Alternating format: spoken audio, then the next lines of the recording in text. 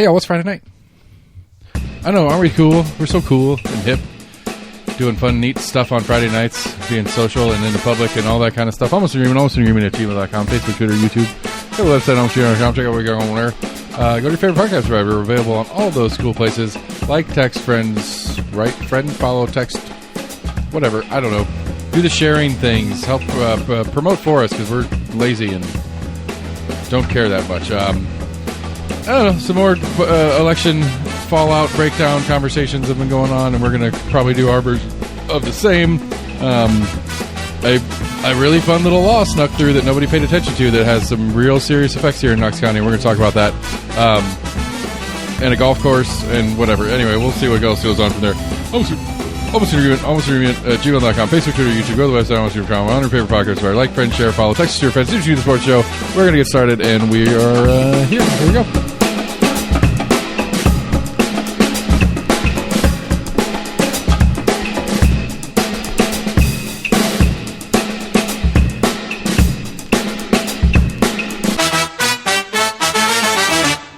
Hey, buddy. Hi. I really ate that first. Hey. What's new? What's exciting? What's happening with you? How you been? It is sticky out there. It is sticky out there. I was before it rained today. Did it rain out at your place? Yeah. Before it rained for a little bit today. Thundered like a motherfucker. The heat index was showing 104 before the rain. Yeah, I saw one article that was saying that this weekend was going to be the hottest that it's been all year. Yeah, I did see on the news the quick weather break on the TV just a moment ago that it's heat advisory all weekend through like Sunday night. Yeah. Which I need to mow my lawn so bad. And my oldest broke my fucking lawnmower, so I had to order a part. And so the part got here yesterday, and then it rained, and it's hot as shit. And then it rained, and it's going to rain again, and it's going to be hot as shit. So I apologize to my neighbors for having a really, really awful. I mean, my lawn never looks good. That's never been something that I've never been that kind of homeowner. Yeah. I don't care. Like I do, like there's a line of care, but I don't care to the point where like I'm mowing like super. I'm getting out there with the weed whacker. I got the company coming in and spraying the fertilizer, and like as natural a grass that can exist is my yard. Right. Like we buy the local seed from the Ace, and then whatever other stuff starts growing, we call that grass. We got tons of clover in the yard and other stuff. I don't care. That's how it goes. But yeah, it's been hotter. Damn it. To finish your point. So yeah, one of the things we missed on our session, our state legislature session review, was a very interesting, weird little new law that came into effect. It went through the utilities subcommittee, but basically, long story short, municipalities cannot force developers to build their own infrastructure. Now, the wording's a little weird. We're not sure if they can volunteer it, but essentially it came up this week because at Planning Commission, there's a development that's wanting to go in over at East Knoxville somewhere. It's an old, country road out there. Nothing. Most of it's about 20 feet wide, but there's a couple stretches not distant to where the entrance and exit of this development would go that it narrows down to 13 feet wide. Damn. Yeah. And so, the Planning Commission and the County Commission and just general people like the neighbors and stuff like that is you can't build that big, 100-unit development out here. This road can't handle what's out here. It can't handle anymore. And so traditionally, not uncommonly over the last while, it's been pretty normal for the county to be like, okay, we'd love to help. We'd love to get you approved on this big development you want to do. But that road ain't going to cut it. If you fix that road, we'll approve your development. It's essentially the Cliff Notes version of how these meetings end up going and stuff like that. Well, this new state law that went into effect that nobody locally knew anything about or had any say in, both before or after this law took effect, you can't do it anymore. Like, it's theoretical, but I guess they're not forcing the company to. Yeah, they're But I guess in order to build in exchange for, like, that's the force. It's like we will not approve your project without you agreeing to do this. Right. I mean, that's forcing them to do it. Kinda. And it seems like the semi-law is on the city side of literally we can't approve this because no, that's what I'm saying. We will not approve this unless you fix it. Right. So what they're saying is, we approve what you're doing, We just can't until this road's fixed. But they're not saying it in that way where the company could then turn around and volunteer it. They're saying, if you fix this, we'll approve you. Yeah. And again, I don't know, the semantics aside. Anyway, this development is on hold until they figure out how to deal with this, because that was the stance that the Planning Commission had with this development. And then whoever brought this law up, I guess the developer, maybe Smith Built, I think who's doing that one, because it was, again, like, I don't know the backstory of it. It just literally happened this year, and nobody locally knew anything about it until it just came up just now. And so it's interesting going into all our election coverage and stuff like that too, because this was how a lot of new roads got built for Knox County. Yeah. Or a lot of upgrades to roads got built for Knox County. They don't have the budget to do it. Like, I'm really fascinated. Like there's a whole bunch of stuff.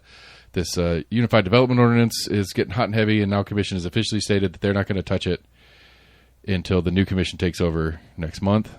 Yeah, so there was some kind of zoning thing that was put on Right, hold. there was a big shit show because the newest draft included their rural designations. Yeah, it was changing zoning, yeah. I think the story I read before talking about that, I guess they'd interviewed like a farmer out off like Strawberry Plains. Right.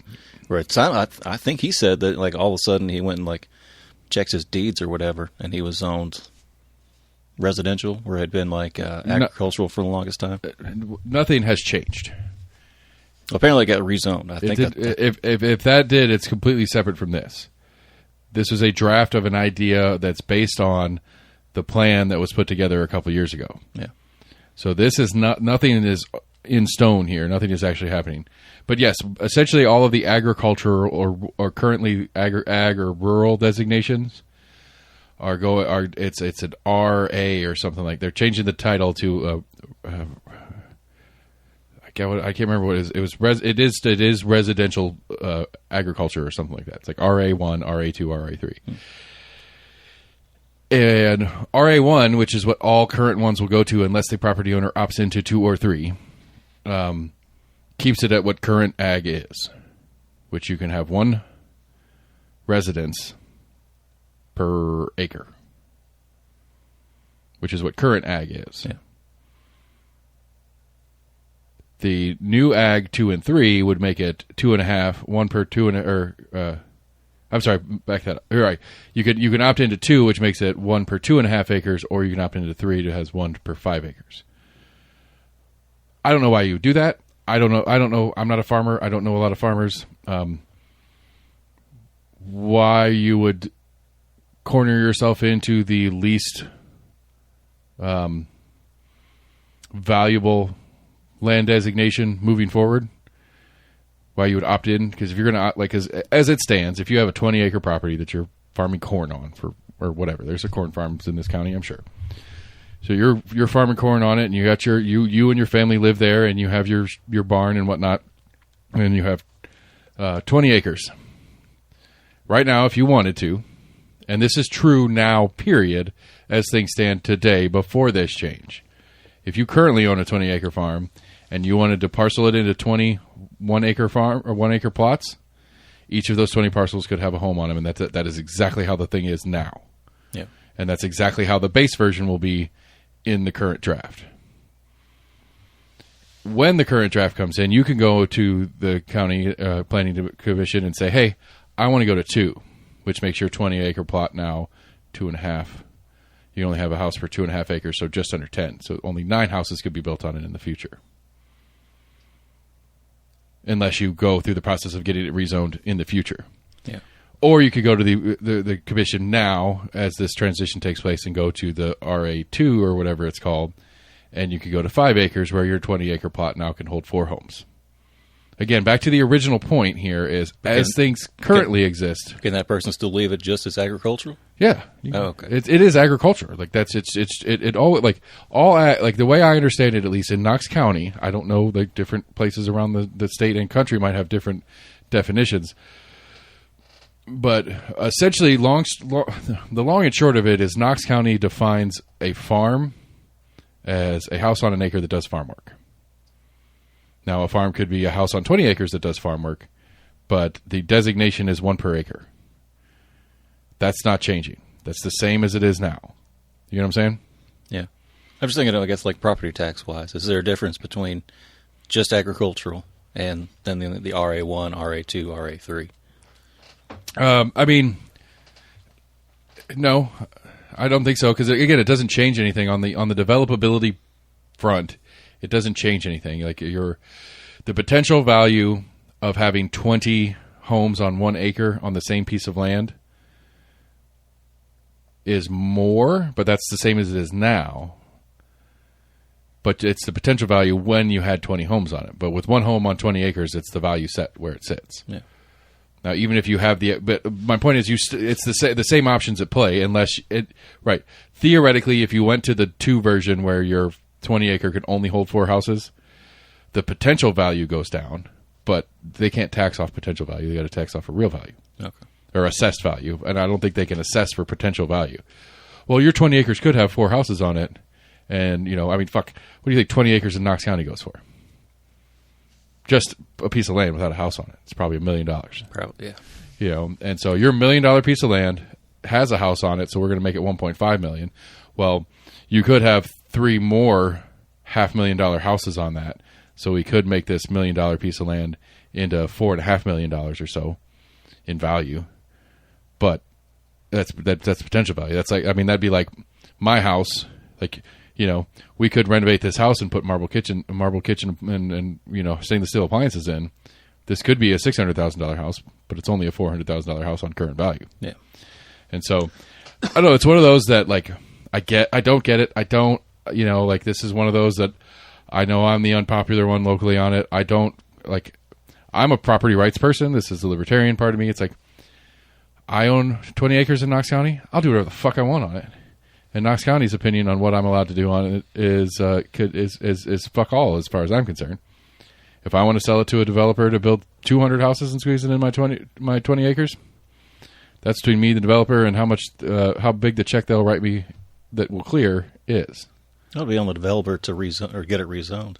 Yeah, no, well, usually it's the developer says, I will buy it for X pending that you get it rezoned to what I need it to be. Because usually developers won't buy it until it's rezoned, but it's usually part of the agreement in the contract. We will buy it. Right.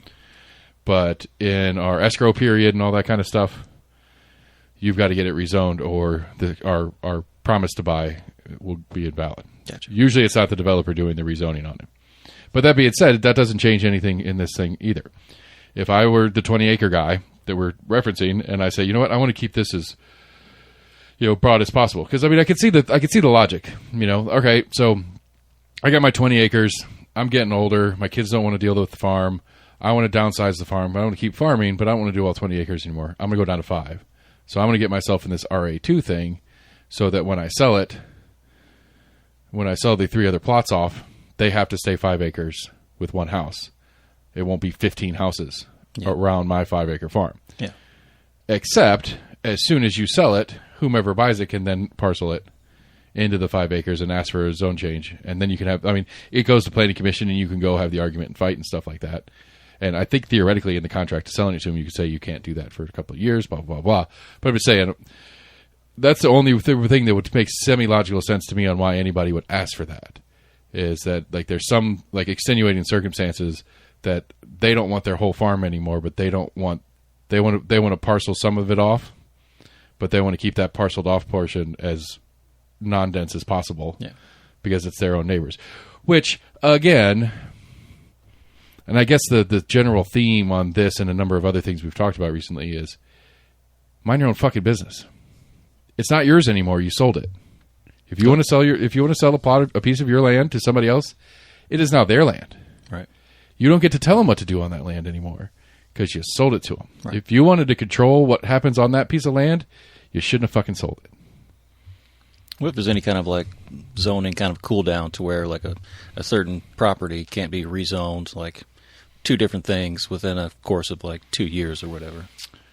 I doubt it, because if you're going to rezone it, you're going to rezone it with intent, and then do whatever it is you're intending to do. It would be really awkward if for some reason like the bank pulled out and you got it rezoned and couldn't afford to do it.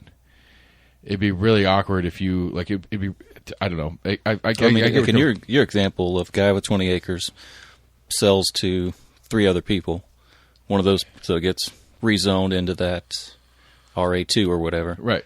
And then that person, you know, a month later was like, all right, I just bought this. Now I'm going to subdivide it again. I want to get it rezoned to RA3. Right. RA1, the original one. Okay, yeah. Which gives you the 2.5 that I bought from you can now be 2 instead of just 1. Yeah. 2 at 1 1/4 because you can't go less than 1. Yeah. You know, you're right. And so I wouldn't see why you couldn't, in theory, move down that road. Because again, like I think the only thing that would stop, like if I'm the farm, if I own the original farm and I'm selling off it, and you were one of the people that buys one of the 5-acre plots that I sell off, I think the only way me as the original owner can control anything would be that it's in the contract that you can't for a period of time. Yeah. Like our deal was, I will sell you this 5 acres for this number with these stipulations, and those stipulations include, you know, like easements, shared fences and stuff like that. All the little details that you have to work out with that new neighbor, and it cannot be rezoned. And I think you could probably do it in a way that it would. I think you could probably write that up in a way that contract would extend past the ownership, the original ownership. Like if you're going to turn around and sell it, right, that person assumes that contract. I don't think you could have it like, yeah, I think it would be like if we say 5 years, I'm going to sell you this 5-acre parcel, and you cannot break it down after 5 years of close. 2 years later, you sell it. That new buyer's got 3 years they got to burn before they can then reparcel it or something like that, whatever the contract. Right. I think that's something you could be able to do. I don't think it is something you should be able to do. Sell it or not sell it. Fuck off. You know, again, like I mean, like, you know, like again, like as dirty and gross as it was, I'll go back a couple of years ago. There's out here in Choteau. There was a developer who's trying to get some pilot and do some different stuff. Take this weird little sliver of land that nobody done anything on and been sitting there. It was like on the back corner of like some McMansion neighborhood, but it was like right outside of it that the original developer didn't have anything to do with. It was a separate piece of land and it was weird access and stuff like that. And some developer came in, was seeking a pilot because they wanted to do an affordable housing complex, a small affordable housing complex on this little awkward piece of land out in Choteau. And the Choteau neighbors are like, fuck no, I ain't living here in poor people. We don't need poor people in our neighborhoods. And they went to Planning Commission, and Planning Commission was like, we can't really see a reason not to say yes to this. And so after I think there's 2 different meetings where there's a bunch of hullabaloo about it. And then after one of the meetings, the owner developer that was trying to that was trying to get the pilot and stuff like that sold that piece of land to a group of homeowners from Choteau who had pulled together money to buy it off of them, so they could control what's on that piece of land. Neat, the way things should work. I remember that story. I remember hearing like that final yeah, part. The developer was just like, I mean, I think realistically he was getting enough heat and didn't want to fucking deal with it. And the opportunity to at least get his investment and maybe a couple extra bucks came up from one of the neighbors, and they, you know, they're Choteau people. They had the money. It's like, your money's good, and I can make a few bucks off of for doing nothing essentially, other than starting the idea of a job. You know, because it's probably one of those, the developer bought it a couple of years back prior to planning anything specific, just bought it as an opportunity for a low number, and then goes through all this and probably sold it and probably made a pretty good chunk of change, not doing much. I wonder if they put it into like a trust or something, like the Choteau Trust. Maybe, I don't know. Like again, I don't know if this something with it. Yeah, I don't know if this Choteau group built a house on it or they resold it as a single plot or something. I don't know. Yeah. But again, that's the correct solution. If you don't want something, fucking buy it. And if you can't buy it, then you don't get to fucking say it. I'm sorry. It's not a rich man, poor man thing here. It's just it's not yours. You don't get to tell people what to do with it. Feels pretty obvious to me, but right. You can, especially kind of like they did. You can come in as a group and voice your concerns, but at the end of the day, right? Yeah. You know, and again, like I can be respectful of the premise of having some land use control by the local government to protect, I don't think land use ever protects home values. I think that's a lie we've been sold for decades. They put an apartment complex near your nice house, your home value is going to go down. I don't believe there's any evidence that backs that up. A lot of studies, like you could find as many studies that say that is true as well as the same number of studies that say that it's false. Because it's such a niche specific to a location kind of deal. There's so many variables that it's hard to say A subtracted from B or A added to B. And so, anyway, I don't know, because I can get the premise. I can accept the premise of it, but what land use control from local governments turns into me is the people trying to control their neighbors. That's trying to control their neighbor, trying to control what other people do. Don't get me wrong, developers have their bad habits and they do bad things and they're aggressive and maybe capitalistic to a fault. But there's another one like Andy Fox, apparently our good anti-Islamist county commissioner Andy Fox, who has withdrawn his original ordinance plan to ban Muslim calls to worship from being broadcast publicly in Knox County.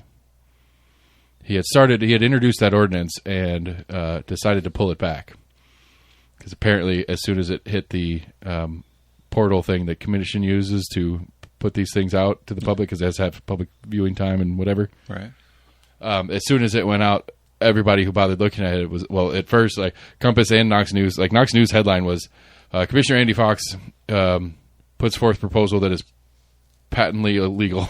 That is blatantly illegal or something like that, or blatantly unconstitutional or something like that. That's the headline. And then it goes down to break the story down from there. Compass did a similar, Compass ran a story on it. I don't remember what their headline was, but, essentially. It goes along with the free exercise. Well, it's like, I think county commission could place a ban on any publicly broadcast calls to worship, meaning churches can't ring their bells when the service lets out and stuff like that. I think that's something the county commission could do, which is basically be a noise ordinance thing. Because realistically,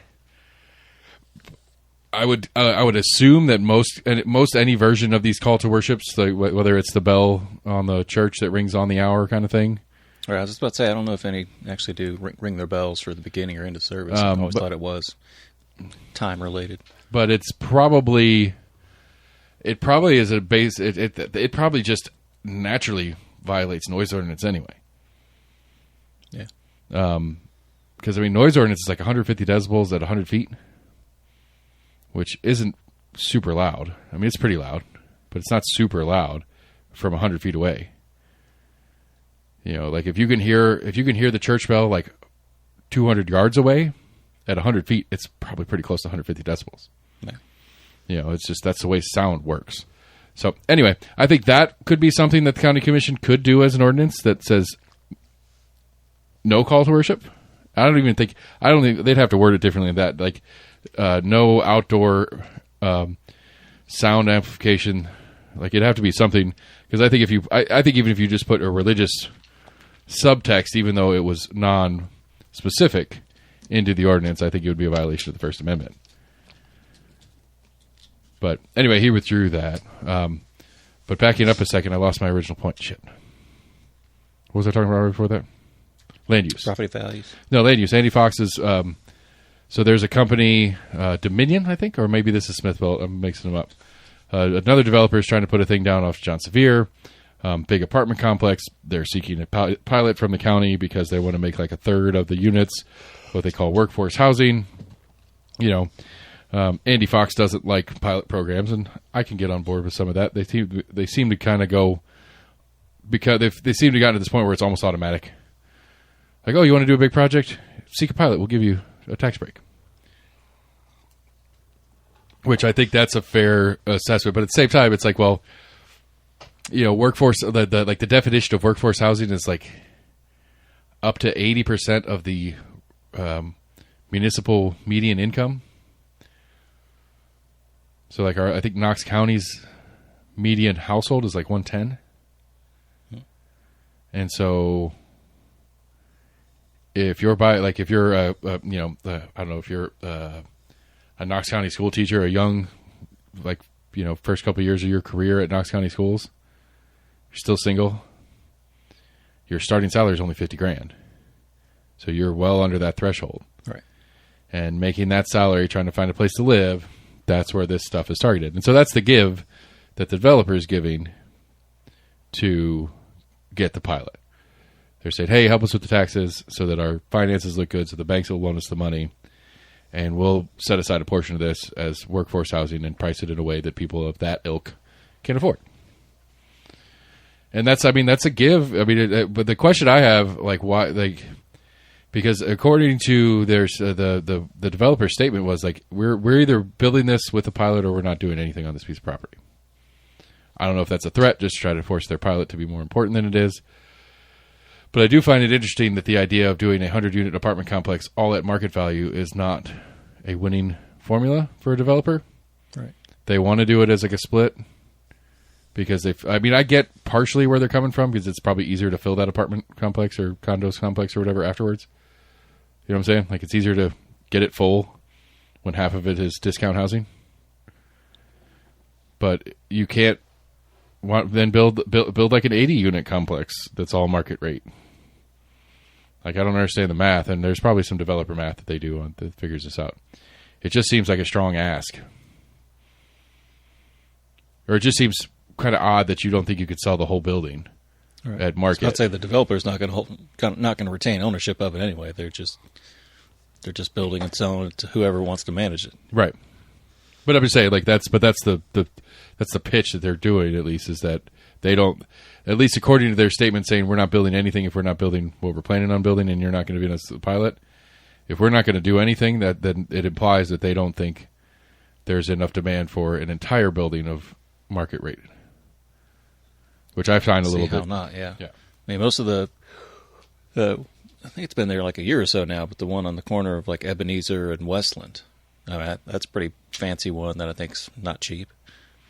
Oh yeah, back in there, yeah. No, it's like right there on the corner, but it's huge. Yeah, but it's tucked back in there. It's behind where the nursery used to be. Yeah. Yeah, it's not on the corner. It's back off the corner because there's the shopping center on Ebenezer. Right. The corner itself is still empty. Right. And then, yeah. Anyway, I know exactly what you're talking about. Yeah. But I think that's all market. I think I did look at the prices of it a couple of years ago. I'm sure it's ridiculous. I mean, it's ridiculous. It's crazy. I question the math on the median household income. I don't know. I haven't looked at it. I'm trying to remember. I don't know if that was correct. But I feel like it was it was six figures.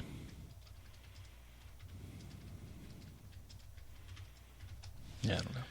According to the AI on Google, 74,222 is the median household income For the county, yeah. Yeah, our per capita is 43,351.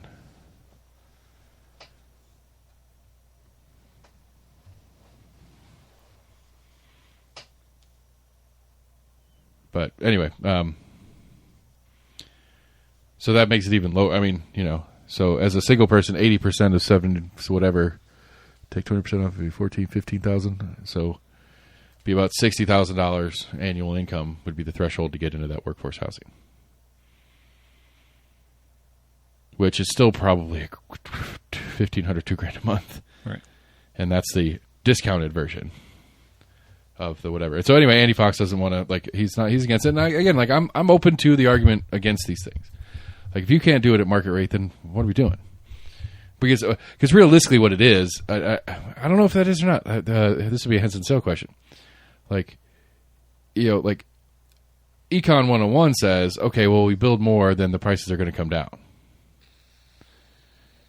And so if you're trying to protect the value, the implication to me from the developer is, in a grander sense, not just on that particular property, they are trying to protect market value, that the going market rate for housing stays where it is,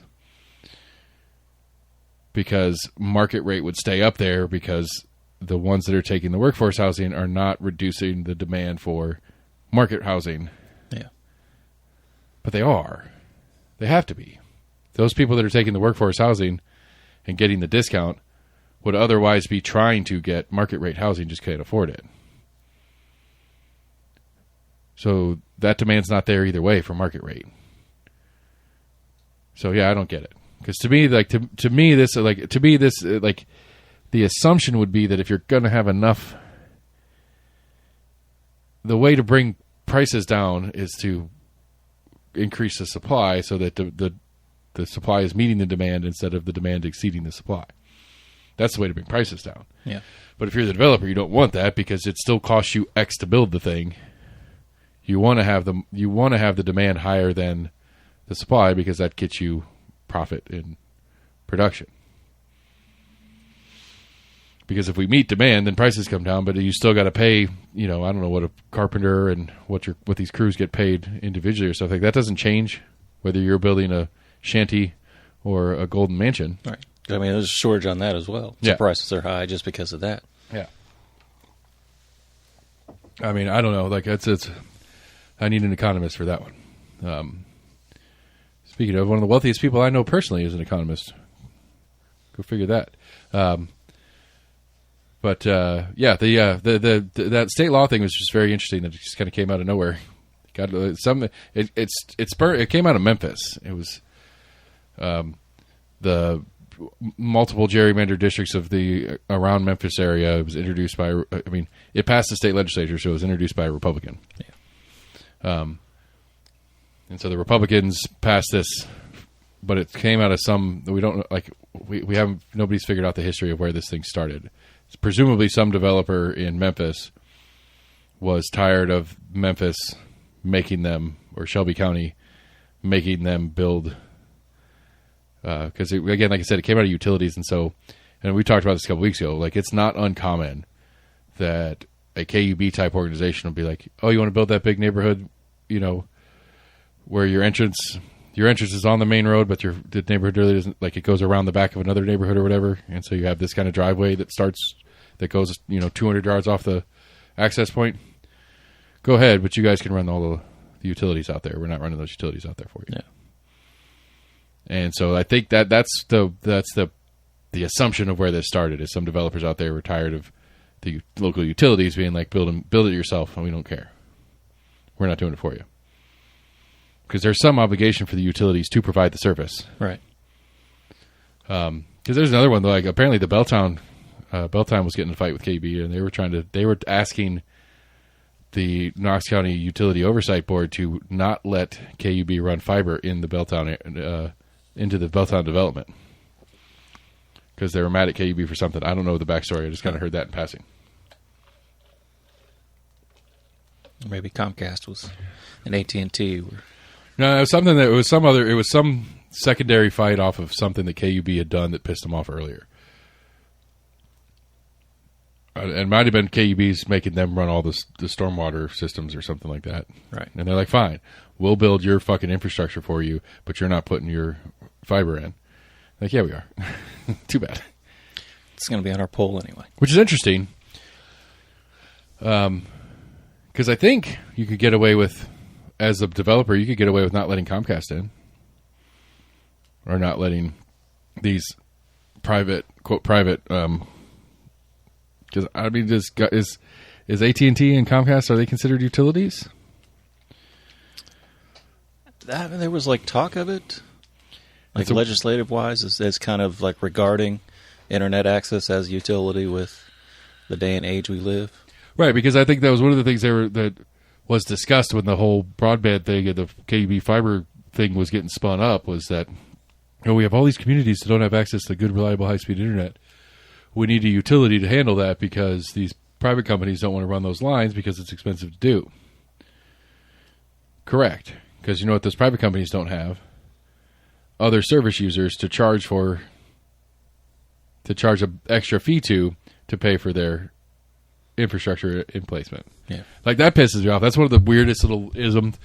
I already had my issues with KUB because the whole septic thing, which in hindsight I'm glad we got through that, whatever, blah, blah, blah. But, like, the idea that, like, by law, KUB cannot charge...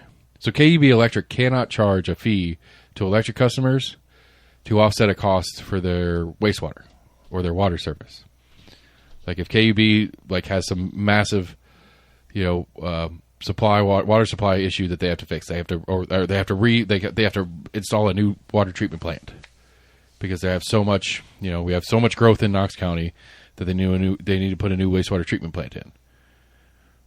They have to charge that to water customers only. So if you were a KUB customer that doesn't get water from KUB, if you get it from First Utility District or somebody else, yeah, KUB can't charge you an additional fee to help offset the cost of that build.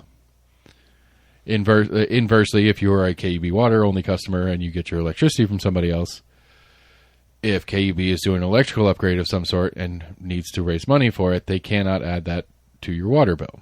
All right. KUB doesn't own any water treatment plants. It's all county and city owned. Whatever. I'm just saying, it's all county owned. They can't. KUB can't use the two original divisions of KUB being again gas, water, gas, and electrical. Yeah. They had to be self-sufficient in and of themselves. Income from one could not be used to offset expenses from another. Right. Except, and I don't know if this is written into somewhere or something, KUB Electrical was allowed to add a surcharge to all electrical customers to help offset their build out of their fiber program. And so all you lovelies out there who are getting KUB fiber right now, you're welcome. I helped pay for that. I did. It's a fact. I don't have it, and I should.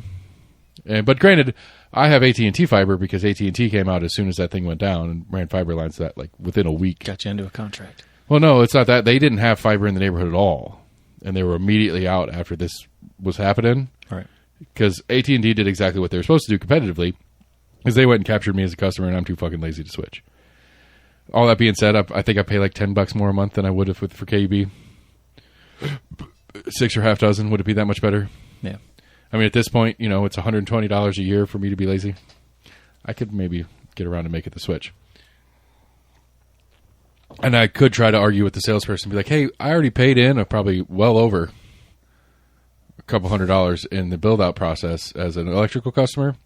Can I get that discounted for the first, couple of years of my KUB fiber service? Say no. Do you want it or not? Pretty much. So that's one thing with your cable and internet providers is I've heard of people being able to kind of negotiate with them, especially when they try to cancel. They're like, well, what if we lowered it down to this? Like, no, I don't want it. They're like, hold on a second. Like, all right. I just talked to somebody else. Like, we'll get it down to this. I had a bug service. Still want to stay on? We have ants bad in this yard. Yeah. And a couple years ago, like a year ago, we added I was like, okay, well, let's see about getting a service out here, and then come by and they can do their thing periodically, and maybe we can keep some of them in check. We're not. I don't think we'd ever get rid of them all or whatever, but if we can keep them in check and make it more comfortable to be out in the yard, not have ants crawling all over everything all the fucking time.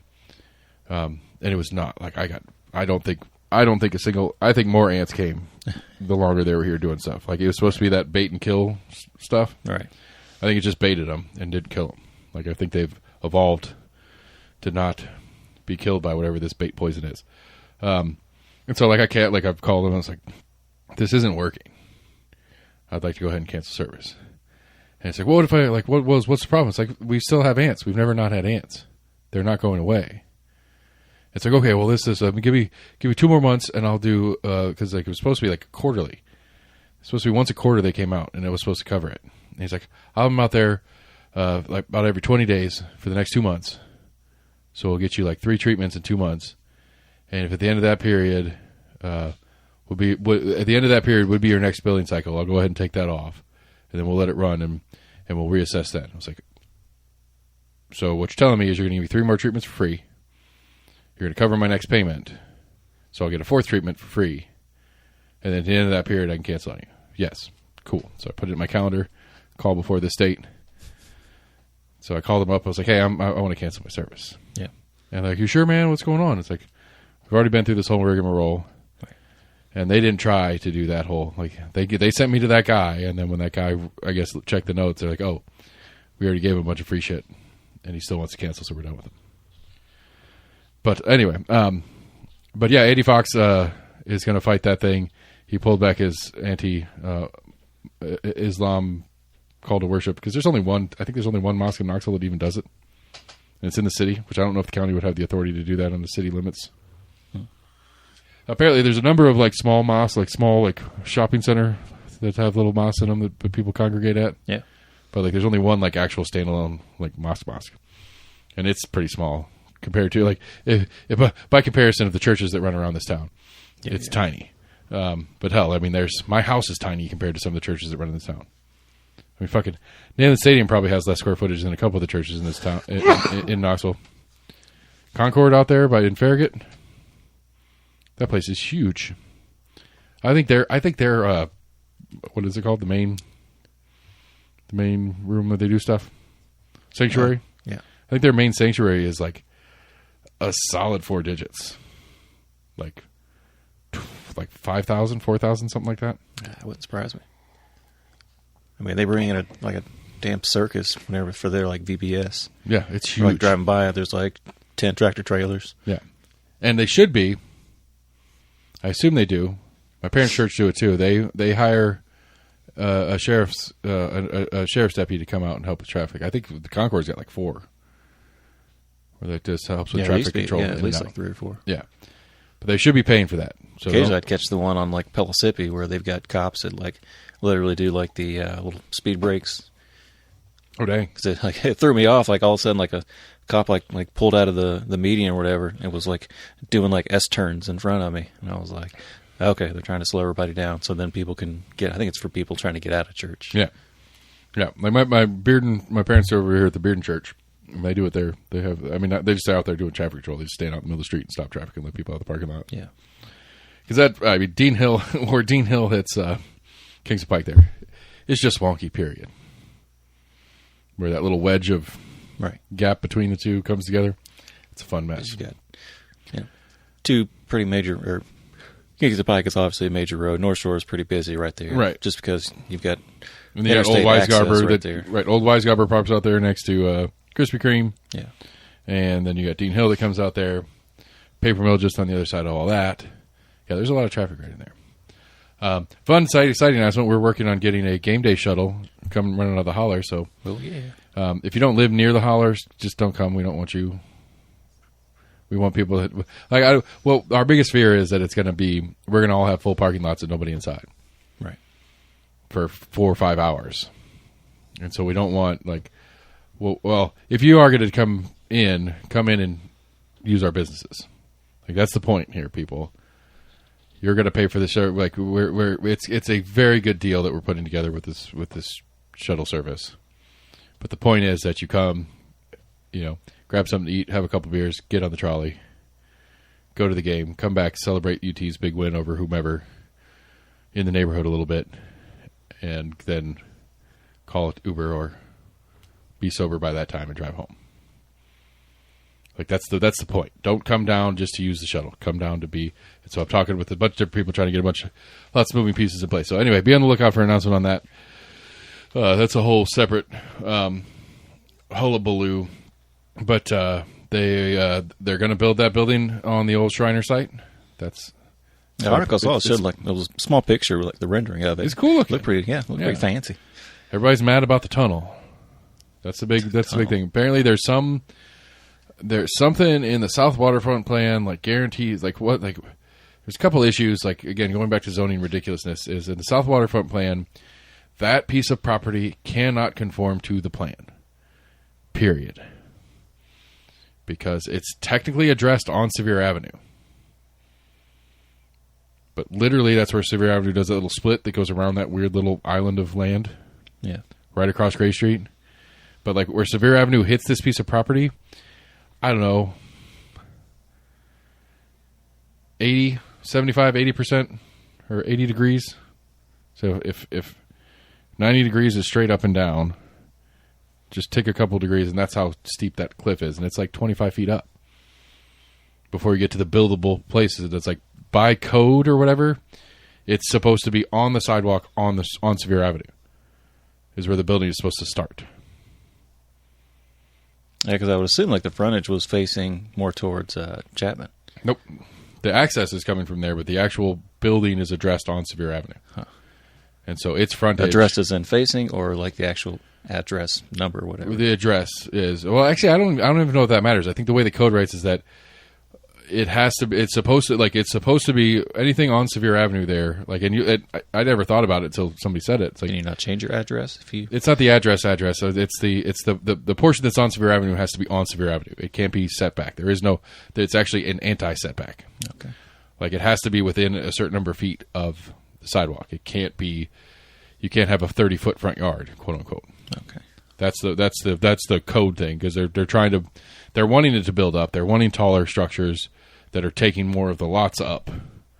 They don't want big parking lots. They don't want all that. They want it to be big, dense build out stuff. Yeah. And so what they didn't want was like, that one that's right there where the Regus is on Sevier, like Gay Street and Sevier. You you walk across the bridge because you can't drive on it anymore, and you turn right onto Sevier. That Regus building is on the corner. There's a little like VIP access driveway to drop off the important people coming for meetings or whatever. But the building is on the corner. The building's not set back where there's a big parking lot. Yeah. Right out front. The parking lot's actually across the street in the garage that was still there for the Baptist Hospital times. And so, like, all that to say is that that's the point, and that particular piece of property cannot do that.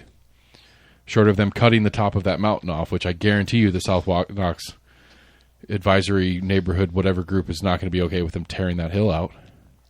I don't think they'd want it out there. I think they want to be right up that high. But as I'm saying, like nobody wants them to just go and dynamite that hill off there. Yeah. Because it's all bedrock, too. It's not like a bunch of dirt where you just dig it out. That's all, like, Tennessee granite or sandstone or whatever it is. It's the same stuff that the cliff face is right underneath the old Baptist Hospital building is. Anyway, so they want I think really what everybody wants is the fucking JFG sign back, but nobody wants to say it out loud. Which they should put back. I mean, they want to build a tunnel? Is that what you're starting to say? Because apparently there's so if you've been down there, there's a staircase that comes off Sevier that goes up this cliff. Yeah, it's a long staircase. Right, but it goes up this cliff, and that staircase is technically city property, I think. And at the top, it connects to a sidewalk that goes to a greenway, and now goes to that new train greenway that's back there too. And so, like, there is a flow, there is a pedestrian flow that goes through that piece of property. That I think on the Corbella part of it, it just went through their parking lot. Yeah. But whatever that little flow piece is again supposed to be guaranteed it's supposed to be guaranteed protected on something. And so literally the South Knox Waterfront Advisory Committee citizens group or whatever was trying to demand that they take this one building and split it into two buildings so that that walkway would stay open air. And so the developer was like, no, we're not going to make two buildings just so you have a walkway. We will, however, build a tunnel. They call it a breezeway. But we will, however, build a breezeway that goes under our lobby and building that gets your access to both sides. So one of those like rail to trail things or part of a greenway? Yeah, I think it connects to the rail to trail thing. Okay. But I think it's something that was prior to that was already there. That came out there and used that staircase off the cliff. Anyway, so I think that was a big sticking point. And so, like, apparently there was an amendment on there because this, I don't know, there was some new planning commissioner that didn't understand something, and they voted it down. And then after the vote, there's some chatter, and he's like, wait, I don't think I meant to vote it down. I think I meant to vote the other way. And so they go to the legal guy, and the legal guy's, well, if somebody wants to move to add an amendment to that and then re-vote on it, we can do it. And so somebody added an amendment saying that this breezeway has to be open from sunrise to sunset. And then we can re-vote on it. And so they did, and they passed it. Yeah. And so that is added. So the developer does have to make that accessible from sunrise to sunset. That is part of the agreement now. But that was really just an excuse to get it back on the table so that they could vote and pass it. Because it was a 6-7 and then a 7-6. At least it's some acknowledgement from them that some of like the legalisms of the way these things are written can be kind of confusing. They're like, oh wait, I misread that wrong. I actually meant to vote for. Well, apparently this guy's brand new. This is his second meeting on the planning commission. Oh, okay. Wally Habib. I don't want to. I'll just leave it at that because I don't remember and I'm gonna guess and it's gonna be super racist. So I'm just going to say the new guy. Yeah.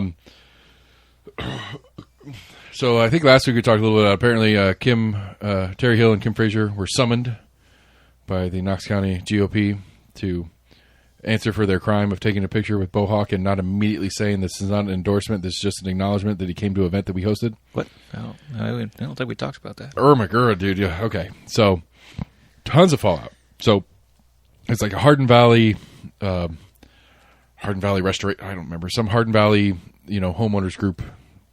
This is prior to the election? Yes, prior to the election. They had hosted, or they'd attempted to host, not as awesome like I did and had everybody show up. They attempted to host a head-to-head mayor's debate between Betsy and Bo. I think they called it a forum because everybody likes to call them forums because that sounds nice than a debate, whatever. And so anyway, this group that Terry Hill and Carrie Fraser were founders of was trying to put this event on, and it was an open house town hall thing. And Betsy and Bo and other people were invited that were running for elections. There's a chance to talk to people, blah, blah, blah. And so somewhere through the process of it, both Terry Hill and Kim Fraser, I think it was all three of them. I don't even think it was separate pictures. I think all three of them posed for pictures. Somebody took the picture. Different people, the Bo campaign specifically, among others. And to be fair, I think the Bo campaign was using it to hint that these two Republicans support what I'm doing. Yeah. I think they were framing it that way. But Terry Hill and Kim Fraser are like, okay, well, we're the hosts of this event. We took a picture with one of the guests. That's that, right? Did they take a picture with Betsy as well? Betsy didn't come. Ah.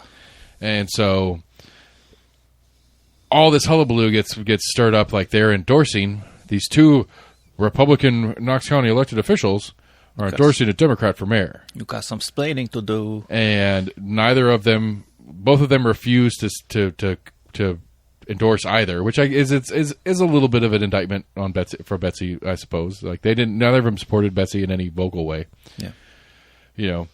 And so like there is some grounds for like, hey, I don't know. This is so Michael Bear, the guy that I've been having the little different spats with about the drag shit and all the different stuff around town. I've invited him. We're trying to work out a schedule. He's gonna come sit in on the show, because he was complaining about this on his new podcast that he's doing with some friends, and he did a post about it. And this is when I invited him on the show because I don't understand it. Like there's like real disdain from the Republicans for any other Republican who didn't.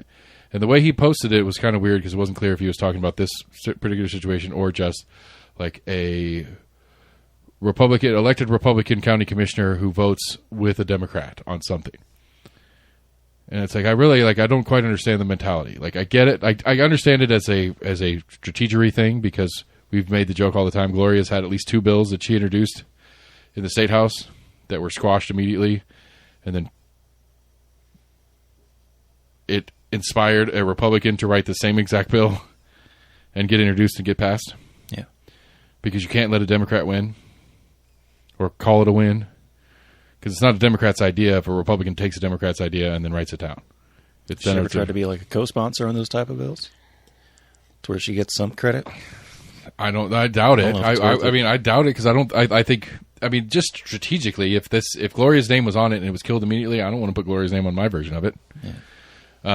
But so, and again, on a local, on a county commission level, what are we talking about? So, I guess, for example, I'd have to go look up the vote to be exactly correct, but my District 4, Shane Jackson, Democrat, introduced an ordinance on changing the budget review and approval cycle. Right? They passed that a couple weeks ago. We talked about it. The old version of the budget cycle was literally, mayor sends it to you guys, you have one meeting, you talk about it, you change some stuff, you approve it, you're done. And that's when Gina snuck in that thing, stealing money from Knox County schools to give raises to all the county employees, blah, blah, blah. And so he's like, hey, I'm not really mad that Gina did that. I'm just mad that Gina was able to do that when we didn't have any time to see what she was talking about, to break it down, and then talk to our neighbors and friends about it before we came back and actually voted on it. Yeah. So that's the correction that he was trying to put in there. I think it's a good ordinance. Yeah. And so I don't know if Mr. Bear and the Republican Party at large in Knox County is angry at characters like Gina Oster. I think Gina voted for that when it came down on commission. I think Kim Fraser voted for that when it came down on commission. I think Larson J. voted for that. Like, are they mad that a Democrat introduced a good ordinance and their Republicans voted for it? Like, is that a mark against you as a Republican by their definition? I think some. it is. I really do, because Compass guys were talking about this earlier today, because they were breaking down the Hill Frazier thing. Oh, just to finish that breakdown real quick. Neither Hill or Frazier showed up to this thing, and in the request from the party to right, and they had the party the party leadership met, and no vote was taken, or no motion was made, so no vote was taken, so nothing happened. So in the discussion, they couldn't come up to a consensus on do they want to do anything to these individuals. Can they do? I mean, they can censure them. Censor, yeah. Right, which, whatever. Which at this point, I mean, Kim Frazier's irrelevant, at least short term. Terry Hill, you don't want to piss Terry Hill off any more than you already have. Terry Hill already has already had open issues with Betsy Henderson. You have a, what did we talk about? We have a 4-4-3 county commission now. 4 wider characters, 4 Democrats, and 3, quote, Republicans. Yeah. Terry Hill is one of those 3 Republicans that are in the middle.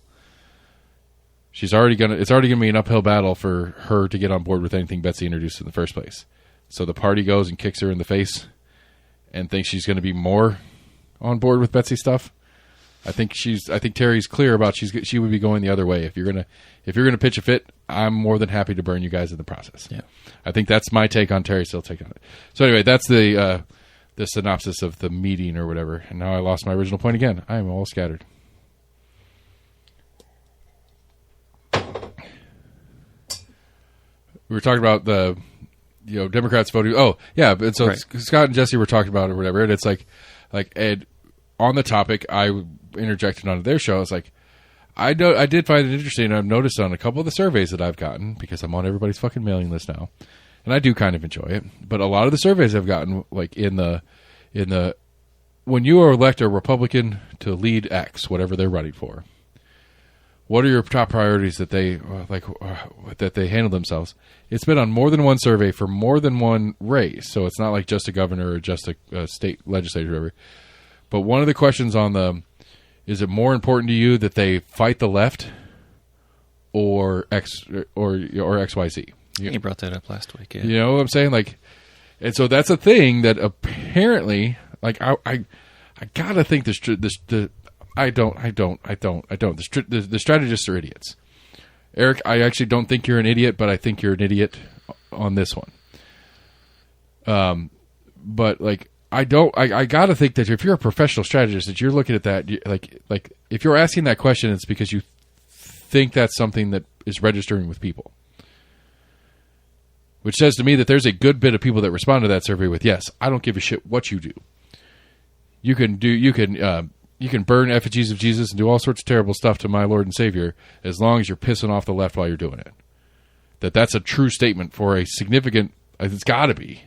Or you don't ask that question. Yeah, it's for some that just want to be hyper-partisan. And that's crazy. I don't care what they submit. You should never vote with them. You can't agree with them. Right, which that's crazy. And I get it, and I agree with you. I think that's true. I think it's true. But I think it's crazy. I think that's crazy from an elected official standpoint. I think it's more crazy from a general public standpoint. We are idiots, and you're proving me right every fucking day, public. Every day you're proving me right how stupid we are. Because if that's all you care about, go watch this Biggest Loser thing or whatever that I've been watching on Fox right now. Whatever I'd say, some stupid show. It's got some fun characters in it. Steve-O's on there as one of the contestants. It's hosted by I can't remember that guy's name. Anyway, just some really ditzy people. JoJo Siwa's on it. It's just some really dumb ditzy people, and it's kind of a race to the bottom of stupid. And we're kind of laughing at and with them at the same time. Whatever. If you just want to see people beat up on other people for ideological whatever, it's that's fine. Do it. But it's not here. That's not what this is about. That's not what this needs to be about. This goes back to my unpopular opinion. I don't want to see voting numbers come up. I want to see voting numbers of smart people coming up. I want people educated and intelligent and understand what's going on. If you're literally going to go vote for a fucking psychopath like Sherry Super because she promises that she will fucking piss all over anything a Democrat introduces, it's just dumb. I mean, I think case in point on this budget conversation, I think that was a good ordinance. That I think it was a good logical ordinance. And let me back up a second, because I did have a conversation with Michael Bear about coming on the show, and I'm assuming he's going to listen to the episode since I tell him we tape 9 races tomorrow in our conversation about setting up our time, trying to figure out when we're going to do a show. That's stupid. Like, it's just... If you don't care about good governance, you only care about wins and losses for your teams, then you don't care about... I mean, you absolutely don't care about good governance. That's fucking nuts. Like, it's like all the people, like, you know... But my side won. All the people that were, like... I mean, and again, here's my push on the left, and that's my point. It's like, I'm not a Democrat either here. Is like, all the people that when Trump won was like, I hope he gets murdered. I hope he has a terrible time. I hope the economy goes to shit. It's like, no. I'm not happy about it. I don't think he's a good dude. But I hope things go well. I hope the economy improves. I hope I make more money this year than I made last year. I hope your life improves. I hope good things happen for all of us. That's how we should be looking at this thing. Right.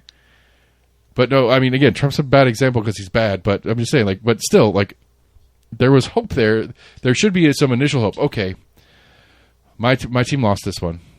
That sucks. But hopefully we can get some good things done, even with this guy that I don't like. That should be the immediate November, 7th, 8th, whatever the day after Election Day is. That should be the immediate feel from everybody who was out there busting ass trying to get their friends elected and all that kind of stuff. Everybody that's really involved and engaged in it, it's like, didn't win this one. But I still think we can make some good things happen even with this other person. Or hopefully some good stuff will come from this. Because like at this point, like crazy shit like I goes through my head. Like Michael in his Between the Lines, Knox Between the Lines, I think is what it's called. His podcast, it's only on YouTube and Facebook. Don't look for it on your podcast providers yet. I don't know if they're working that direction or not. Their first episode was last week. And they're talking about closing primaries and stuff like that. It's like, I agree with you. But I agree with you for nefarious reasons. I want you to close primaries because I want you to make it so fucking clear how much we don't count as regular voters that we regular voters lose our fucking minds and go create a real third party or independent candidate start winning the state. That's my hope. Like, think of it from my perspective. Yeah. If all I wanted were wins, why am I not a Republican? Because if that's all I care about is wins, I'd be a Republican in Knox County. It's easy. Sure. Like if that's all I wanted was wins. But no, I want good governance. And Republicans ain't doing it right now. They're just not. Could they? Sure. Am I hopeful they will? Yes. No. Well, skeptical that they will? Yes. Hopeful. Do I hope they accidentally wake up one morning and do something good? Yes. Maybe that's a better way to it. Do I believe they will? No, I don't. I don't believe that, none of these are in absolutes. All of them will do something decent at some point. They will vote on something that somebody else came up with that's decent. Hoping for happy accidents. But like I don't expect Briggs to wake up and go to session and go show up for the first day of session and get on the floor and be like, hey, you know what? I think I screwed up on this one. Let's back off this. Let's back up and go back to how we were on the hemp. I think that was a mistake. I think we need to go back the other way. I don't think he's going to do that. Even if he thinks that is the right thing to do, he's not going to do that. It's not the politically expedient thing to do. Hell, he catches a lot of flack from Republicans because he's not been completely anti-abortion and anti-gay shit or anti-drag shit. Like, he hasn't been as hardcore enough for them. Which again goes back to the election thing. Like, I think it's fascinating to hear the cope, Eric Weider among them, this cope of, well, it's not because the candidates, it's not because Sherry Super is a fucking psychopath. It's because like the national wave and all the different stuff going on. That's why the Democrat beat my Republican. It's not because my terrible Republican beat a decent one in a primary, and then it didn't matter. A decent Democrat beat my crazy Republican. Yeah, like I truly believe, and there's no way to prove this, so you can't prove me wrong either. Gina Oster would have won District 3. Christy. Sorry, alliteration gets to me sometimes. I think Christy would have kept her seat in District 9 in the school board. And incumbents tend to have a little bit of a leg. Knox County School Board is now Democrat dominated. Not by one, right? That's all it needs. They don't have any veto shit they ever deal with. That's all. I think I asked you that. So that's all. Commission it is. does. It is just a plurality. Yeah, there's just as a as long as everybody shows up, it's a 5-4. It's a win. Okay. Or more importantly, if something's introduced, if it doesn't get to 5, like nothing can pass without 5 votes for. Okay. So it doesn't matter if there's only 5 people there. As long as there's 5 people there, they can have a quorum. And so, anyway, but I think Christie, who is currently school board chair, would have kept her seat. But instead, some psycho right guy wins your primary. And so, yes, please close your primaries. Please do. Because it doesn't make any sense. You're trying to cope. Because it's so weird. Because I was watching their the state already closed primaries. No, well, sort of. They have their little you've got to say it's technically a crime if you lie and say you're a Republican when you're not. I affirm. I was absolutely a allegiance. Republican for about 17 minutes on last Thursday. I was absolutely a Republican. And then about, halfway through the day, I took a shit and decided I wasn't a Republican anymore. I shit my Republicanism out. I don't know. Prove me wrong. And throw me in jail when you can. Right. Point is, I had a change of heart and then another change of heart. Point is, this weird little cope thing that I've been hearing from the right, Eric and his and Matthew or Michael, excuse me, and his podcast is talking about it. It's like this weird, all these crossover voters. It's like all these Okay, so if the theory is correct, you're saying that District 3 voters crossed over in the primary back in May and voted for Christie, and fuck, this alliteration thing's fucking me up. Voted for Sherry Super so that they could take the gamble on Sherry Super versus Huckabee. And then they could vote for Huckabee in the general. You're telling me that a significant number of people thought that process through and did that. Enough that Sherry Super wouldn't have won otherwise had it not been for Democrats voting in the Republican primary. But you also supported Sherry Super not because she was the elected. You were supporting Sherry Super before she won her primary, so you wanted her to win anyway. But you're mad at the Democrats for crossing over to vote her through the primary and then beat her. It's like they helped you get your candidate further into the process, and you just couldn't finish the race. That's not the Democrats' fault for crossing over. That's your fault for having a shitty candidate. Even that still seems a little far-fetched. That sounds like some... No, I think so. Because I've talked to a number of people before and after who've said flat out they crossed over and voted in the Republican primary for the crazier candidate because they thought they gave them... I've had multiple people tell me that they crossed over to the Republican primary for the general and voted for Betsy Henderson because they thought Betsy had a better chance, or that any Democrat was going to have a better chance against Betsy than anybody else. Okay. That being said, I talked to a number of other people who said, quote unquote, I crossed over and voted for Larson or Kim because I know the Democrat's not going to win on the other side. So I'd rather have Bo or Kim or Betsy or Larson or Kim.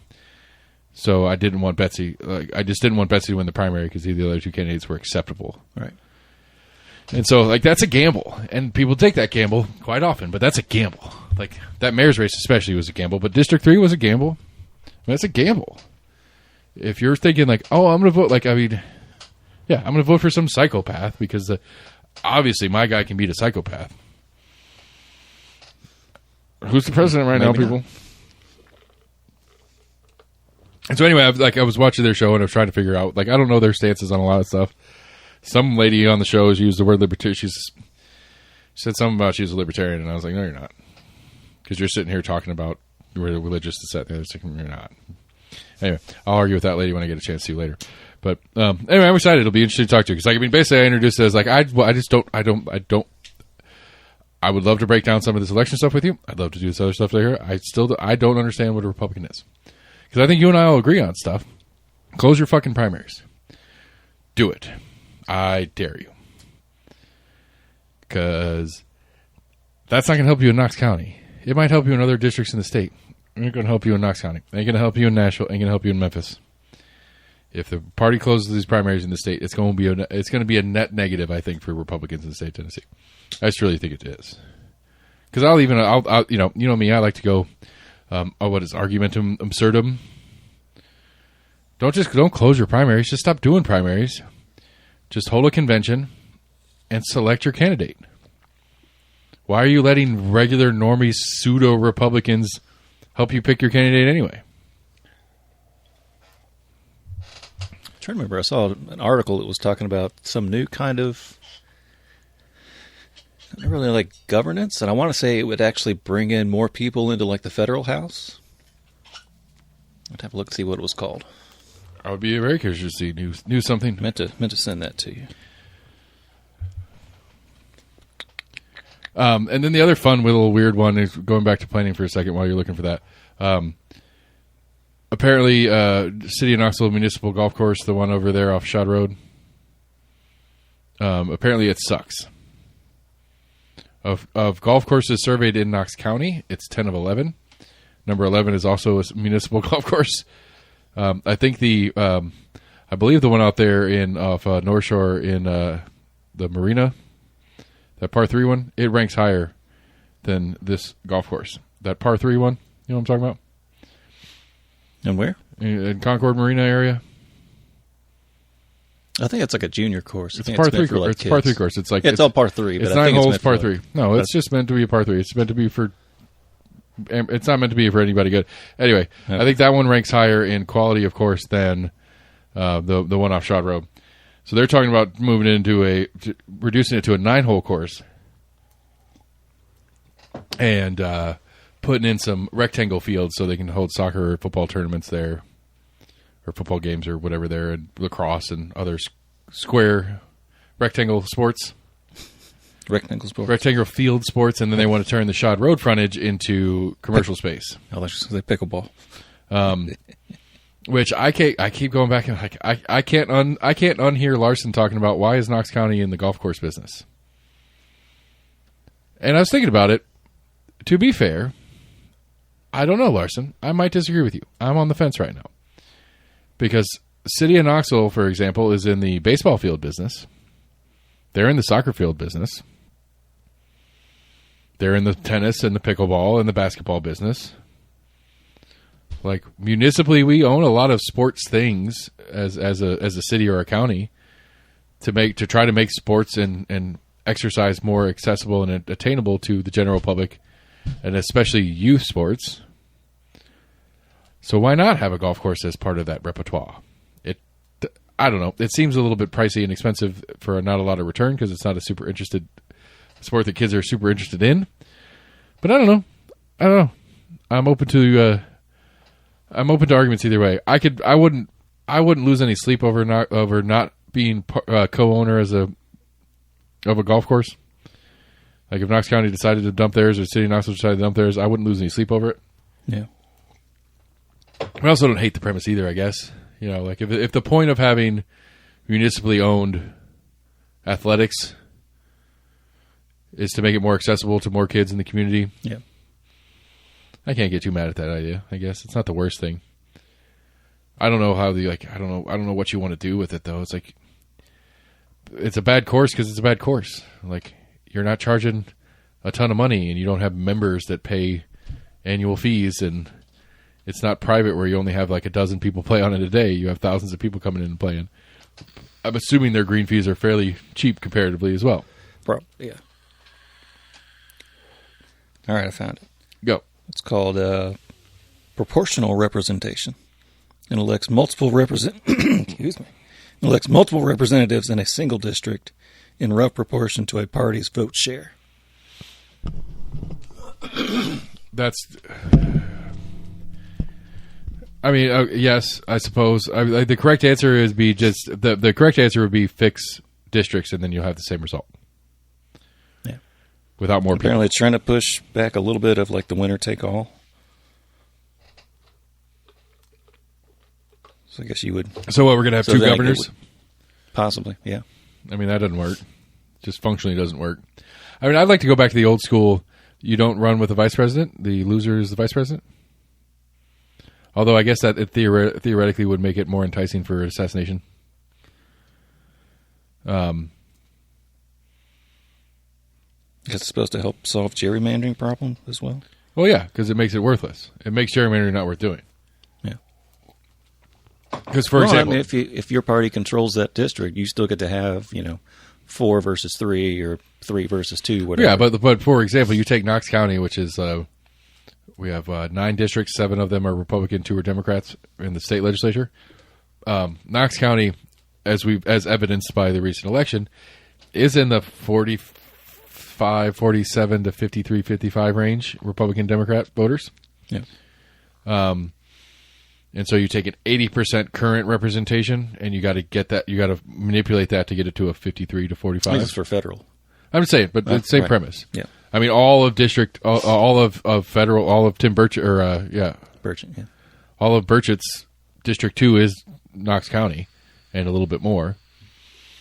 And so, if you how many people would you? How many people would per district? Does it say? No. I don't think so. So let's say I'm assuming there's a whatever the formula math to it. is to make it right. So not again, we're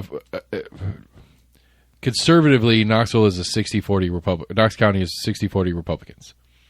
I say conservatively because I think it's more like a 55-45, but just for math's sake, it's 60-40. So Burchett gets replaced with 4 people. That's 3 and 1. That's not accurate for 60-40. It'd have to be 60-40 be. Yeah, it would be 3 and 2. Burchett gets replaced with 5 people, 3 Republicans, 2 Democrats. That would be mathematically accurate for Knox County representation. And if you do that across all the different districts in the state, you're quickly going to math out to, it's still going to be majority Republicans, but instead of the statewide being, what do we have? 13 House districts? 17? State of Tennessee? Not sure. Which I think, 9. So we just talked about this because we just redistrict. We only had 1 Democrat in Memphis that they just gerrymandered out. Yeah. Right? And so Tennessee had been 8-1. If it was more accurate to the state population and we still had 9 total, it would be like 6-3. I mean, that would be accurate. And then but again, and so the state redistricting to carve that Memphis district out, what the state would do is they would just have a national district. They would have probably the need to redistrict would be irrelevant because you're going to say, okay, well, Memphis is going to be represented by a Democrat, Nashville is going to be represented by a Democrat, and then we have a third Democrat that's probably the Knoxville, coming out of the Knoxville area. Yeah. And so the need to gerrymander is irrelevant. It's not that you don't. It's not that it would put a stop to gerrymandering. You just put a stop to the want to.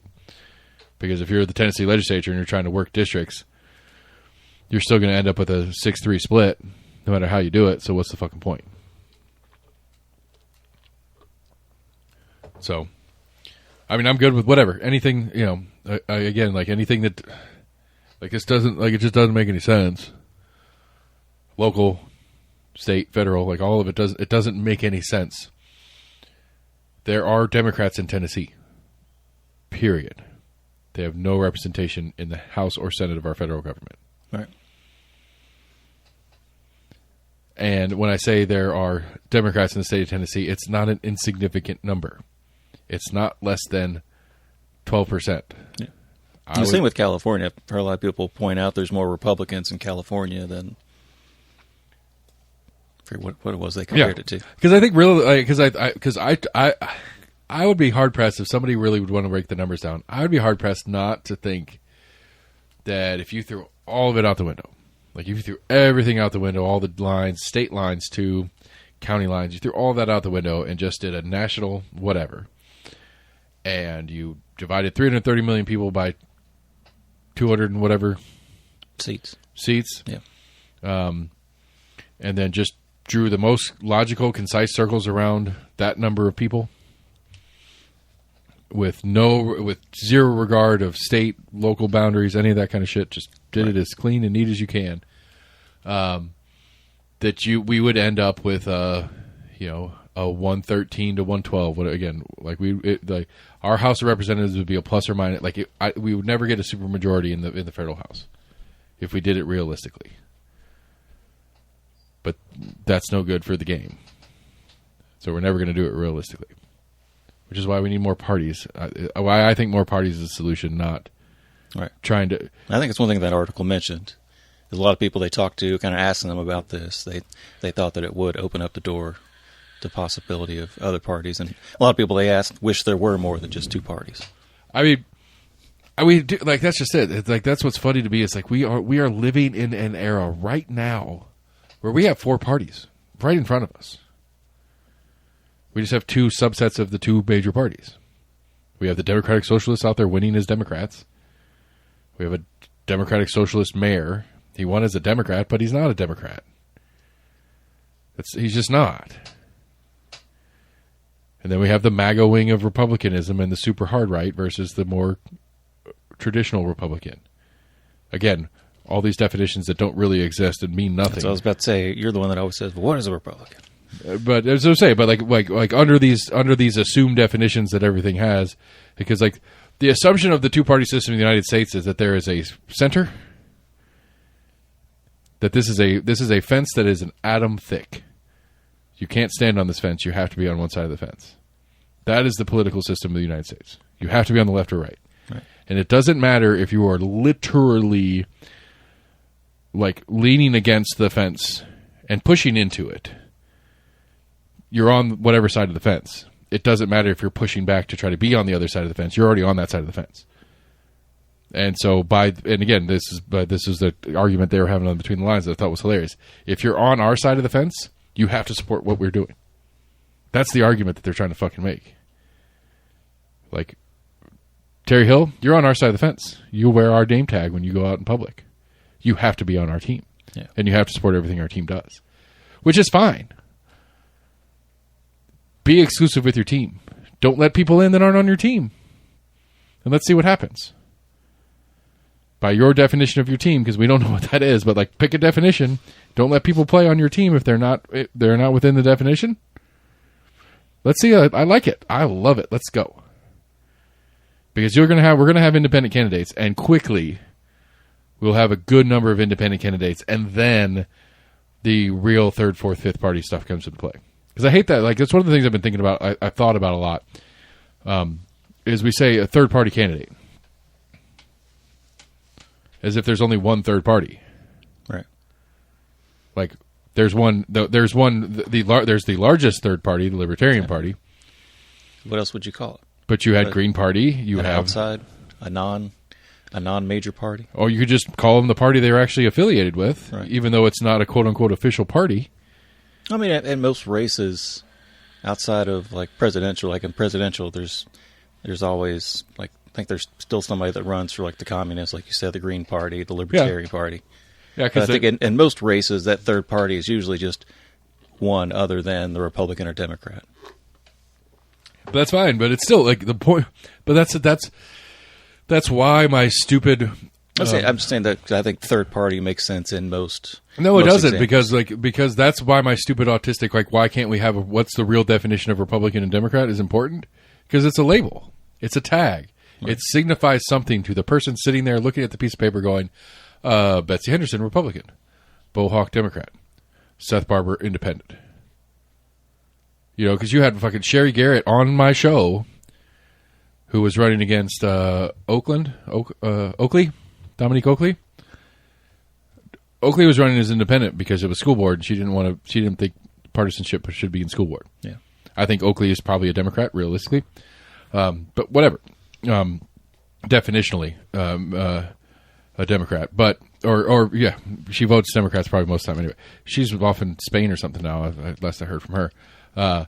But she comes in here on my Sherry Garrett's sitting here in that chair close to where you are, different chair, same spot, telling me that it's kind of shady that she's running without a party.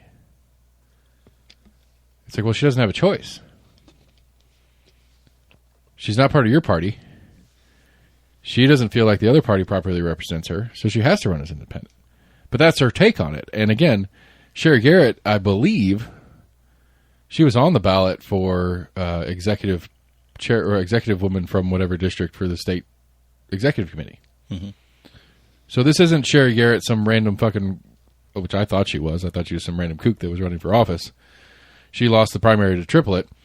But like this is an active party member trying to get into leadership, and I think she won that race. I don't know. I don't care about who wins those races per se. But she's trying to be on the executive committee, assuming she did get on there. She believes that when people use the term, it's because they're trying to hide something. And if she believes that and is winning an executive committee seat, she ain't the only one that believes that. Going back to my stupid atom fence, the width of an atom, like Sherry Garrett believes that you are either a Republican by my definition, nonetheless, not my personal, by her definition of what a Republican is, or you're a Democrat. There is no gray area in her head. And that's why I think using the term independent is it's gross. It's gross in the sense that, like, you know,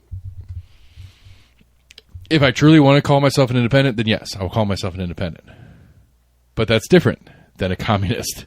If I'm running on a communist ticket, Yeah, it is a very. I guess it's even more of a vague term of Republican versus Democrat. It's basically, I'm neither, but I also don't affiliate with any other kind of like named party.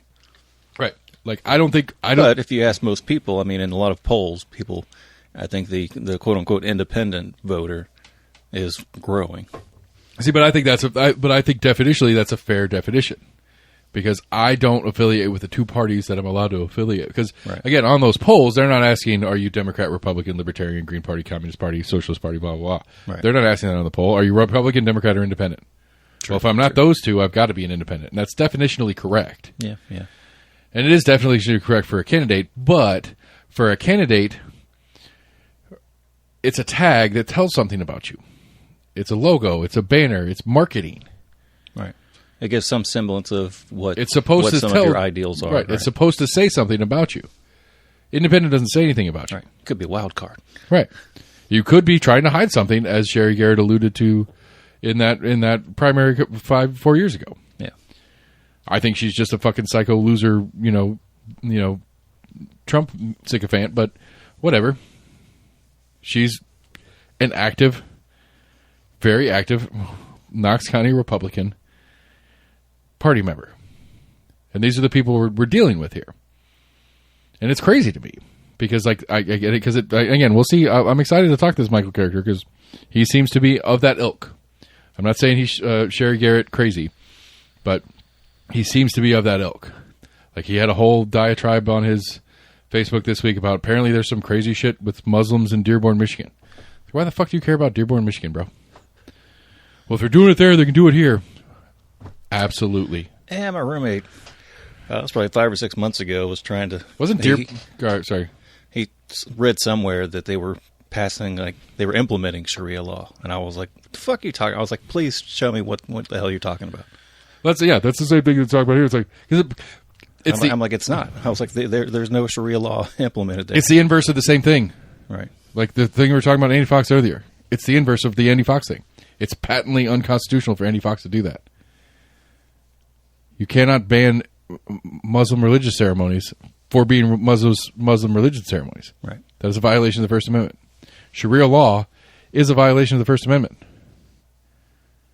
Sharia law, by definition, says you believe in our version of things or you're fucking, your whatever that bad thing is and we'll kill you. I'm assuming passing city and county, whatever laws.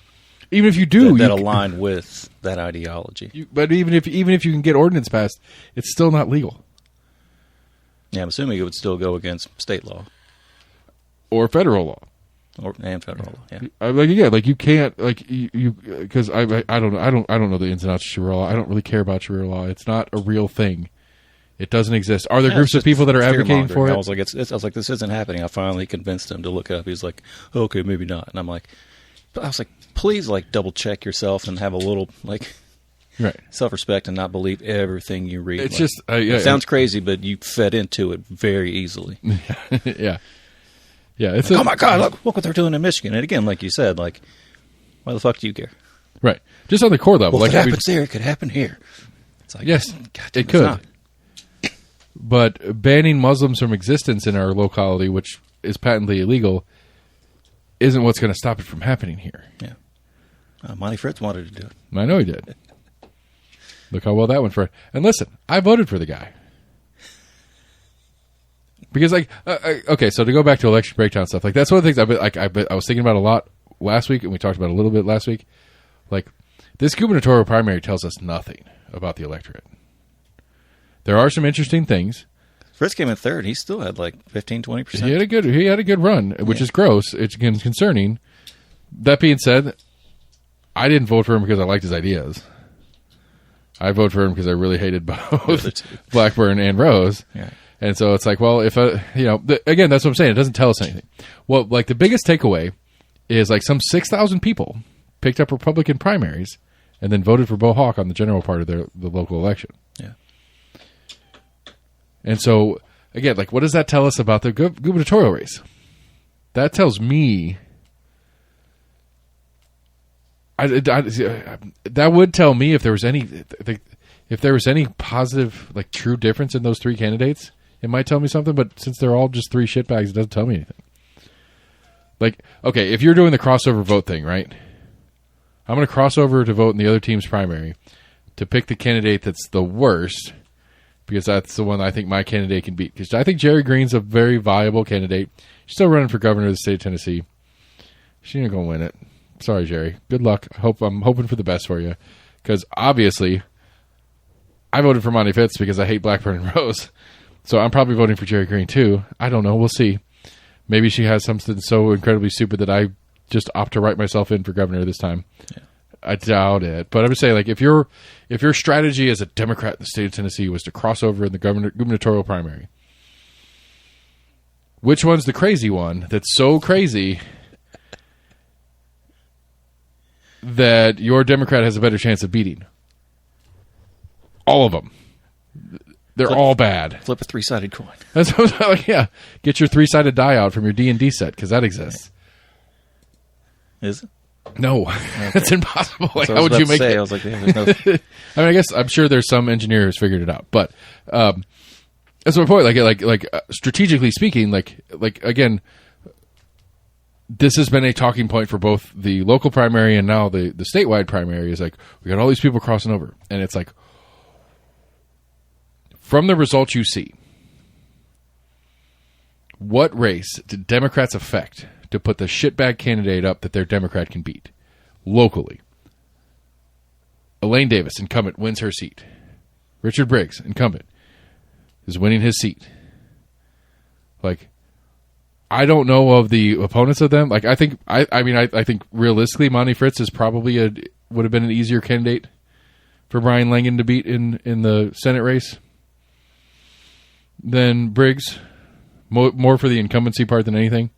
Like, oh, it's not the same guy? Well, I got to vote for somebody different. Well, maybe I'll try this guy out. But that's about it.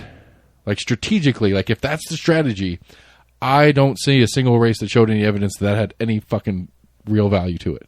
Because I don't see any race that had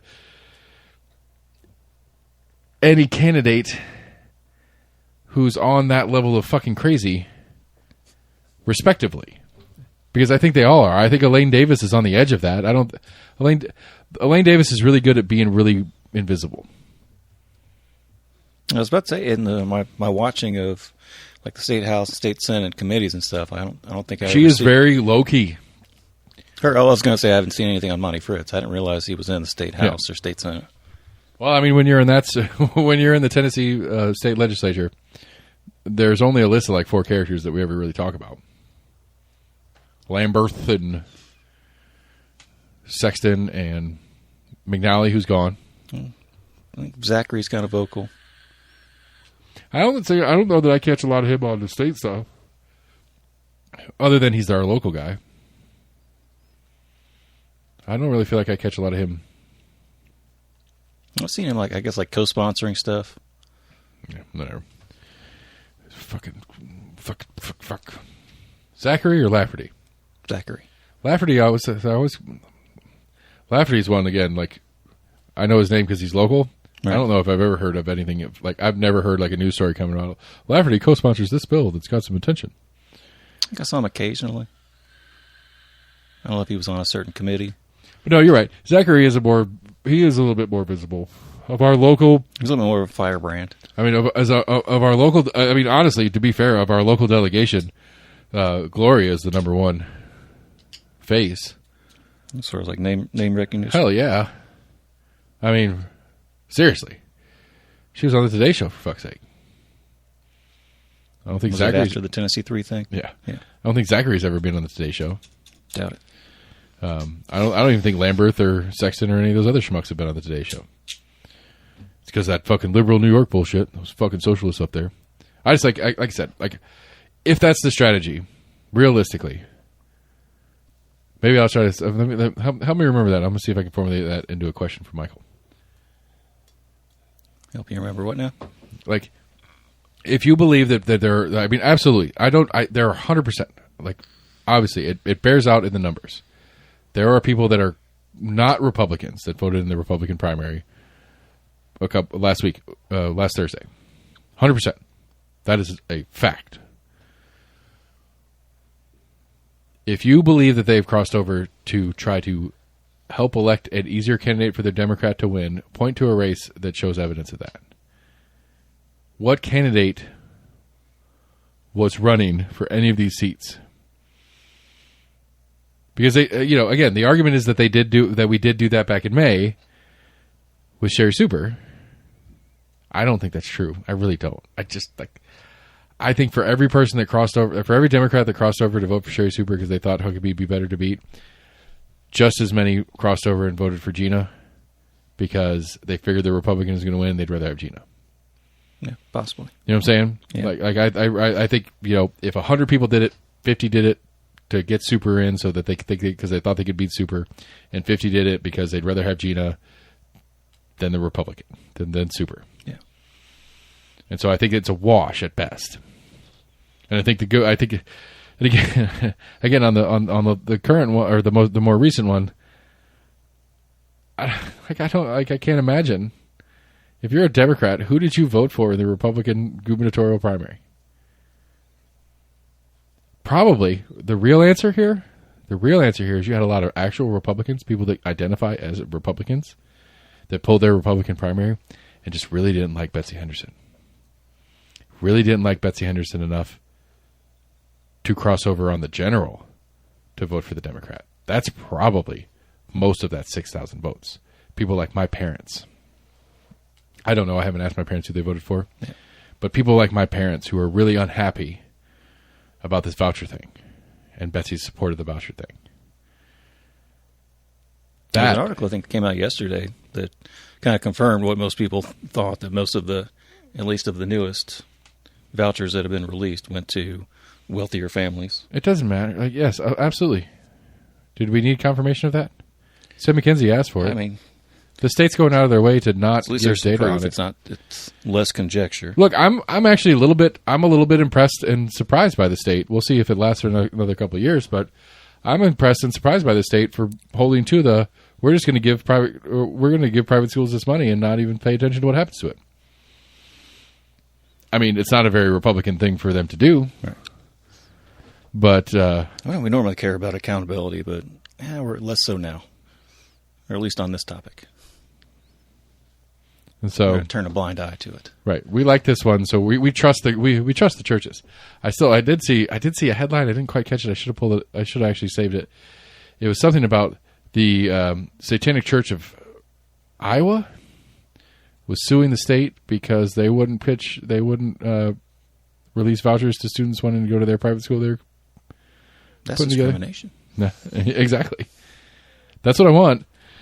If anybody knows somebody at the Satanic Church or any of these other fun organizations that like to poke fun at this shit, that's who I need to fund my experiment that I want to do.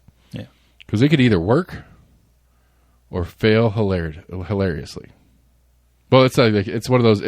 This would be one of those that it's hope. The point of it is to get the lawsuit, to expose the lie, to get it to go back to the way things should be instead of the way things are.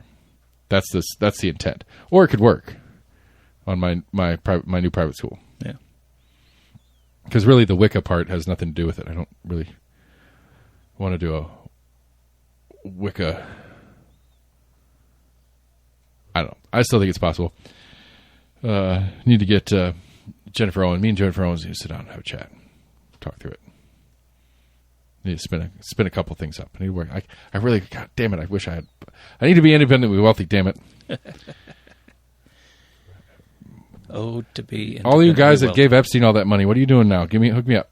I'm not going to. Well, I might give. Oh, I'm not going to say that. I listen. I'm at least open to giving you AI generated kitty porn. Just saying. Give me some money. I'll see if I can get some laws passed and let you get AI stuff. Other than that, I'm going to make my stupid, crazy school thing and stay away from my kids at my schools. Just you're not allowed to be near my school kids. I'm not trying to put real kids in danger here, people. Just to be clear.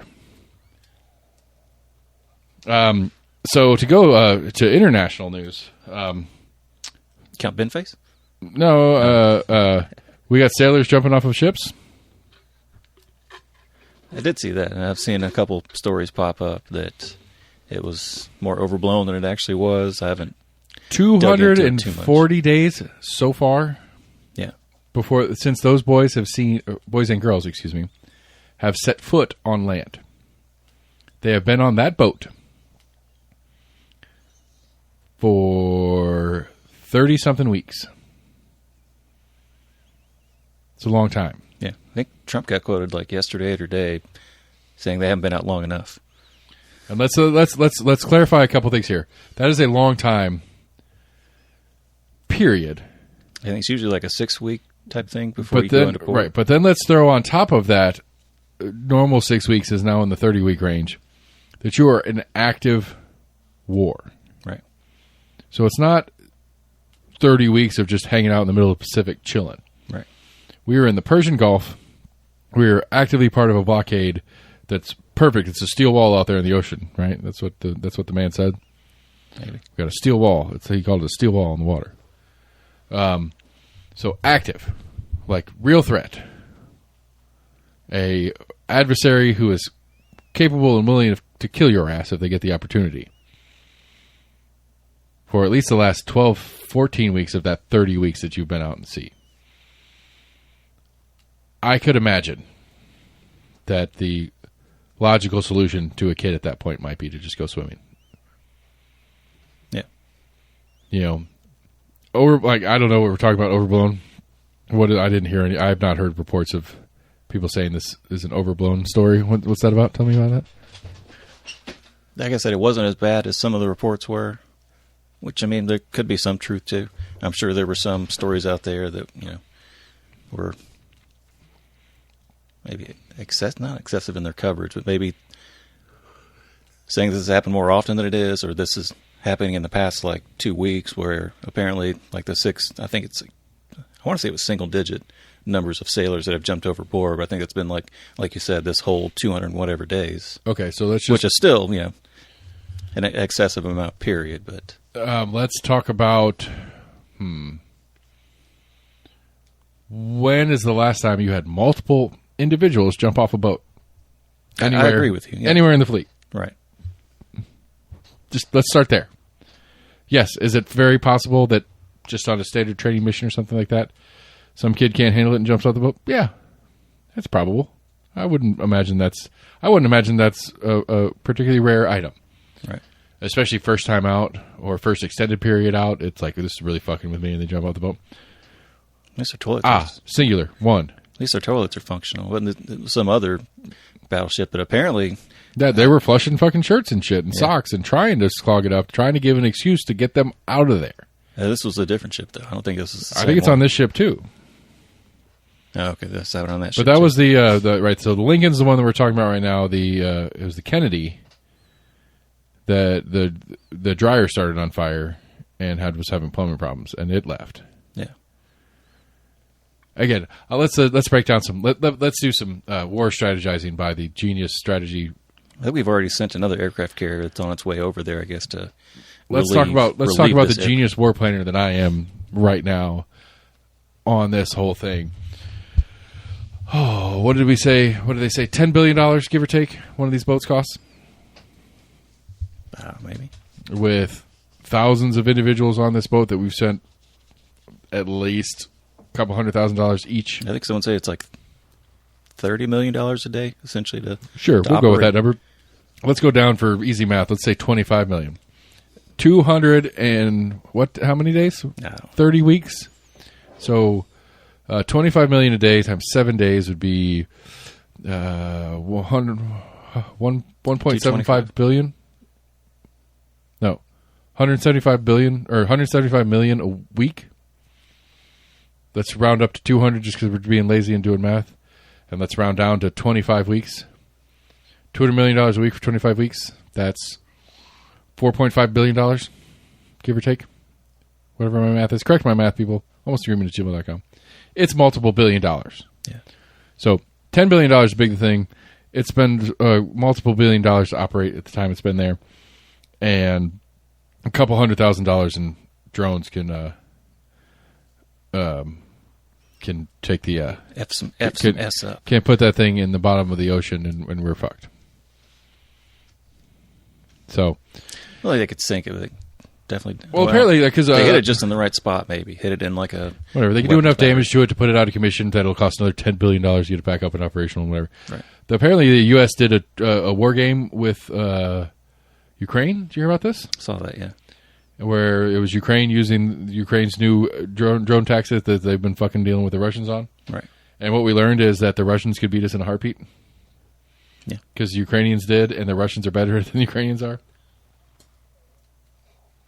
I don't know if they're necessarily better. They've got more resources, but I would say for most of the stories, Ukraine has a slight advantage of drone technology. But the Russians are beating them on the battlefield currently because of the resources they have. Which means if we can't beat the Ukrainians with their limited resources, then the Russians could beat us even more badly because they have more resources. I think there was other like NATO countries that did the same war games against Ukraine, and they lost as well. Yeah. Congratulations, Trump. You have proved that we are not. We are no longer the unipolar power. Proven. Without a doubt. It's just kind of a change in, I guess, the type of war. I mean, this is a... Right, will we adjust? Maybe. But, like, to me, I think this is a mental, emotional sea change for Americans that I think we have that we as a society have not even begun to grapple with. Some of us are, but for the most part, like, we're not the big kids anymore, guys. We're just not by ourselves. We are not the world superpower anymore. Come to terms with that. I'm okay with it. I can come to terms with it personally. Can you? Can we as a nation deal with that? Because it's a problem. Like, I think it's going to be a problem. Like, with people, like, we have to internalize that. Like, you got to think about, like, you know, I don't know, pick a random country that's fairly innocuous that we don't hear about or talk about a lot, like a Sweden or a Norway or an Ireland. Like, you grow up in this world where you know that you're this Irish thing. You know, you're not unimportant. You're special. You have your own unique whatevers. But in the world geopolitical conversation, you're fairly irrelevant and you know it. That's okay. There's nothing wrong with that. But you grew up in that. You get it. We have grown up and lived our entire lives being the singular pole, the reference that everything else goes off of. Yeah. It's real hard to adjust for those of us that are going to be alive for the process of it happening. Our kids are going to have a problem with it. My grandkids are probably going to be fine because they're going to grow up in a world where we're not special anymore. Not uniquely, singularly special as a nation. I don't know if that makes me hopeful or scared. Because the transition is going to be hard. It's going to be really hard. And our leadership is not state, local, or federal. Our leadership is not good at leadership to help guide us as a populace through this transition that's about to happen. That's why Elon has like 15 kids. They're gonna take over his multi-conglomeration of companies, and they're gonna get us to Mars. That doesn't change the fact. I mean, again, you know, when you get settled, now that you've caught up on Lasso, the new season started. But another one on Apple is the For All Mankind. I've referenced it a number of times in the show. It is very accurate to the idea of what would happen had Elon Musk thing. Like, I think that's, I would guess if you got a chance to talk to the creators of that show, they're going to say some of it's based on Musk and the Mars thing and stuff like that. They have a Musk type character on the show. Yeah. I think it's absolutely accurate in the sense of there will be weird, like, alliances. Like, it's based out of post-Cold War. It's the Russians versus the Americans all the way through the entire series. It's inaccurate in that sense because China's a little bit of a part of it, but not the way that they will likely be a part of the reality version of it. Anyway, point is that there are times where the Russians and the Americans come together to take care of a certain thing. There's a rescue mission that happens, and the Americans save some Russians that were stranded out in the middle of fucking space, kind of shit. Some of that stuff happens, but at the end of the day, when, like, one of the first things that happens when they start building colonies on the moon, Department of Defense and the Kremlin are trying to figure out how to get guns up there and how you can functionally have tactical, physical advantage if you need to. There is no shootout on the moon that we see, at least as part of the show, but that part is always in this. That's always the subtext. It's always kind of happening. Then they get to Mars and the same thing's going on. It's constant. They're preparing for the possibility of conflict. And then there is some later in the series, and it's a whole big thing, whatever. I'm not going to try to ruin the show for anybody, but there is no way that Elon Musk gets us to Mars as a species and starts the process of habitating Mars, that baggage doesn't come along for the ride. It's not going to happen. All this baggage is coming with it. Russia's going to claim portions of Mars. China's going to claim portions of Mars, and it's just going to be a new version of the same thing. Except it's going to be in domes and shit like that, which makes every little bit of kinetic fighting even harder and more dangerous. Yeah. So all you got to do is pop a hole, and then everybody dies. So, anyway. Did you see, I think it was a SpaceX satellite that ran into the moon at like 15,000 miles per hour. Of course. I think it was like a booster.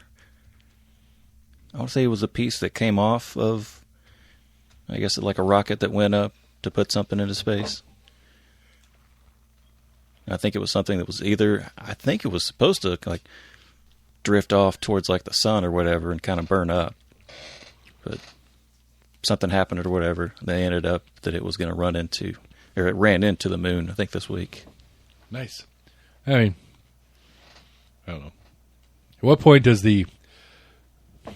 point do you think that we'll go from the environmental disaster that is global warming and stuff like that to the disaster in lack of mass? This is like I need to be able to smoke weed. This isn't fair that I can't smoke weed. Like, this is a stoner thought. It's like, okay, fine. We figure out how to protect ourselves from global warming. We figure out how to bring the temperatures back to normal and whatever. Like, how much mass have we sent out into space? There's a lot up there. At what point have we pulled enough mass off the Earth to change our orbit?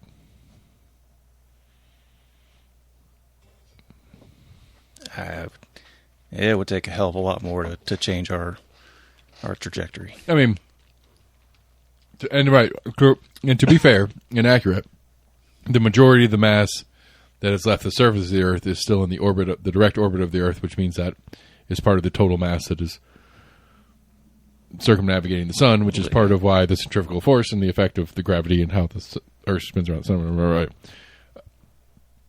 Eventually, if we keep shipping shit off the planet, that mass will change enough. I don't think so. Yeah. I mean, it is mathematically factual. It's just how much can we, like, how long would it take us to get enough off to actually have a functional effect? Well, the moon affects our tides, but it would take something larger than the moon to alter our orbit. Or it would take a whole bunch of things that add up to the sum of larger than.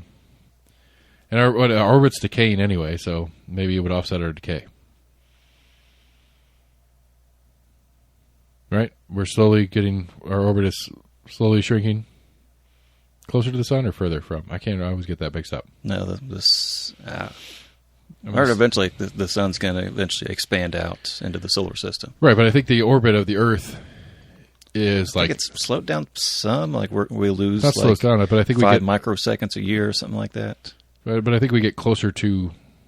I think we're getting closer to the sun in the same time period as well, but by like fractions of nanometers annually. No, I'm not sure about that.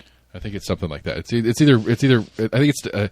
I'm pretty sure that the term is decaying. I can't remember if decaying is getting closer to the sun or further from the sun. Our orbit is decaying over time, but it's over like in the history of Earth. Right. We did have. I don't know why this just reminded me. We'll start this as a semi-news of the weird bit. We did have a random conversation about taking a road trip up to Kentucky and going to the Young Earth Museum. The Ark. Oh, the Ark. Okay, Yeah. yeah. Because I mean, it's a Young Earth Museum. It's the dinosaurs and people lived at the same time. Whole thing. Fucking. Yeah, I believe so. Yeah. The Bible is historically, factually accurate that the Earth is only X number of years old, Right. despite confounding amounts of evidence. Although Pete Holmes has a great bit on atheists. I'm not going to break it down for you guys. I'll look it up and I'll show it to you after the show. Maybe I'll put a link in the show notes, but like it's a great bit on the show on the show notes. So, or it's a great bit on atheism and belief because he is a God-fearing comedian, which is an interesting combination. But weird.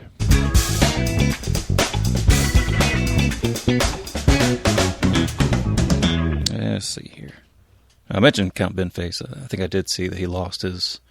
I guess it was like a council seat, but lost to Nigel Farage. Wait, I don't know about how much. What was the first part? I'm sorry. Count Benface.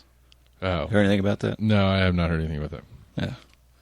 Apparently, he was a guy he's always in like this metal outfit. I think he says like his character is from outer space or whatever. But I think he was trying to kind of, I guess, not politicize, but I guess kind of be that crazy candidate to try to push back. Because Nigel Farage apparently was one of like the head kind of leaders of the whole Brexit movement. Okay. I don't know. But he was always like in costume, and I think he's only done like a handful of like interviews. I'm I not guess mad he at was the kind show. of running as a joke, maybe to try to show like how absurd things are. Yeah, I'm not mad at the show. You know me. I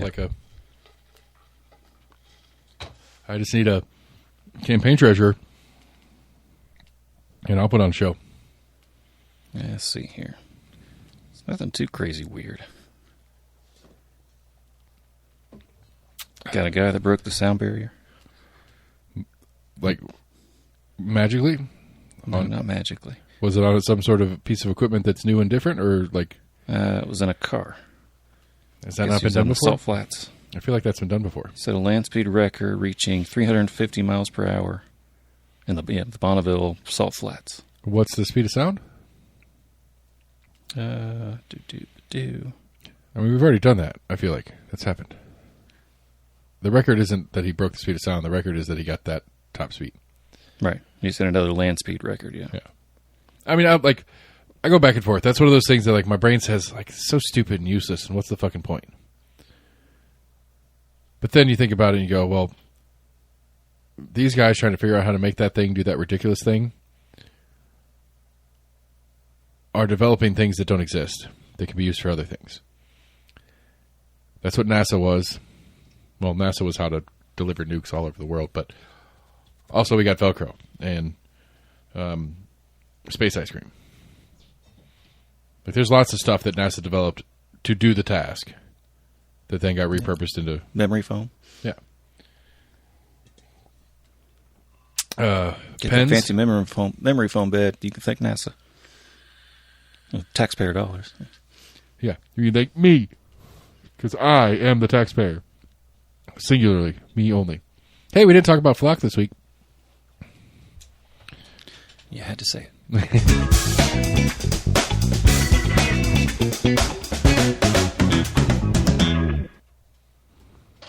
No, that was about it. Oh, okay.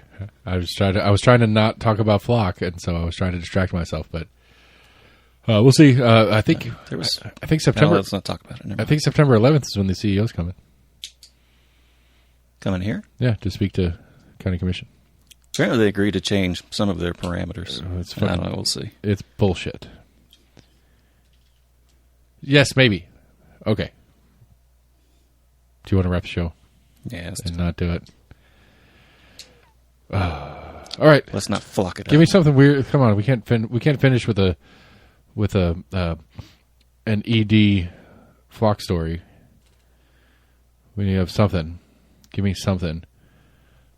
Let's see. Flamingo murders a man in Florida. Give me a Florida man. Something. Come on. Did we talk about the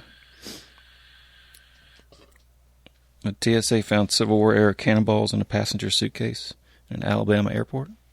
No, you didn't. But so what? Were they explosive rounds? No.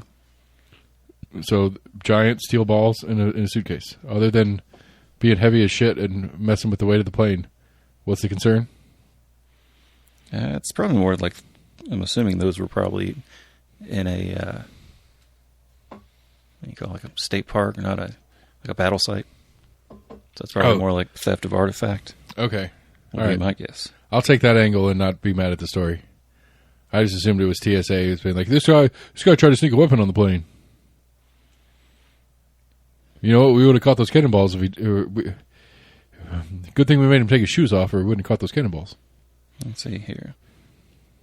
TSA said, still, cannonballs are artillery munitions and considered prohibited items on planes. Aha! I was right. Yeah, they were stolen from Fort Morgan. Wait, so what's the story? The story is that they found them because they were stolen, or they found them because they're weapons? That first sentence made it sound Because that they were seized because of both. because they were. I mean, I guess that's fair. considered munitions. Okay. I guess he at least didn't declare them. Maybe it would have been okay if he declared. Like, I'm thinking about I have a musket ball. Or it sounds like maybe he had them as carry-on because it said it went through X-ray. I don't know if they X-ray. They X-ray your bags when they go Check through bags? Yeah. Oh, okay. Not out there in front of everybody. They just do it in the back. All right. So, Knox County Sheriff's Department and or KPD, if you're listening, if you pull me over, I do have an ordinance in my vehicle by this definition. You got fireworks in there? No. I have a musket ball. Not a vintage one, not a classic one, not a Civil War era, not a special one. It just ended up in my pocket one day out of the box of stuff that I inherited from my uncle, from his muzzleloader kits. And I was in the car, and I was in my pocket, and I said, "What is this in my pocket?" And I threw it in my little center console, and so there's a musket ball in my vehicle. I mean you no harm, officer. I don't intend to shoot you with my musket ball that does not have a gun to go with it. But I do have an ordinance by the definition of the TSA. I think they called it an artillery ordinance. I think your musket ball would be just like you having a shell in your car. Or a single bullet. It's not illegal for you to have that. It's still a weapon. I mean, it's not illegal for me to have it either way. I'm saying it's not. I just want to make. I was I think clarify. it's more, I guess, like traveling with it. It's not a threat. That's all I'm just trying to say. I'm trying to make sure, be doubly clear that I'm not. It's not a threat. Okay. Yeah, that's the show, everybody. Thanks. Bye.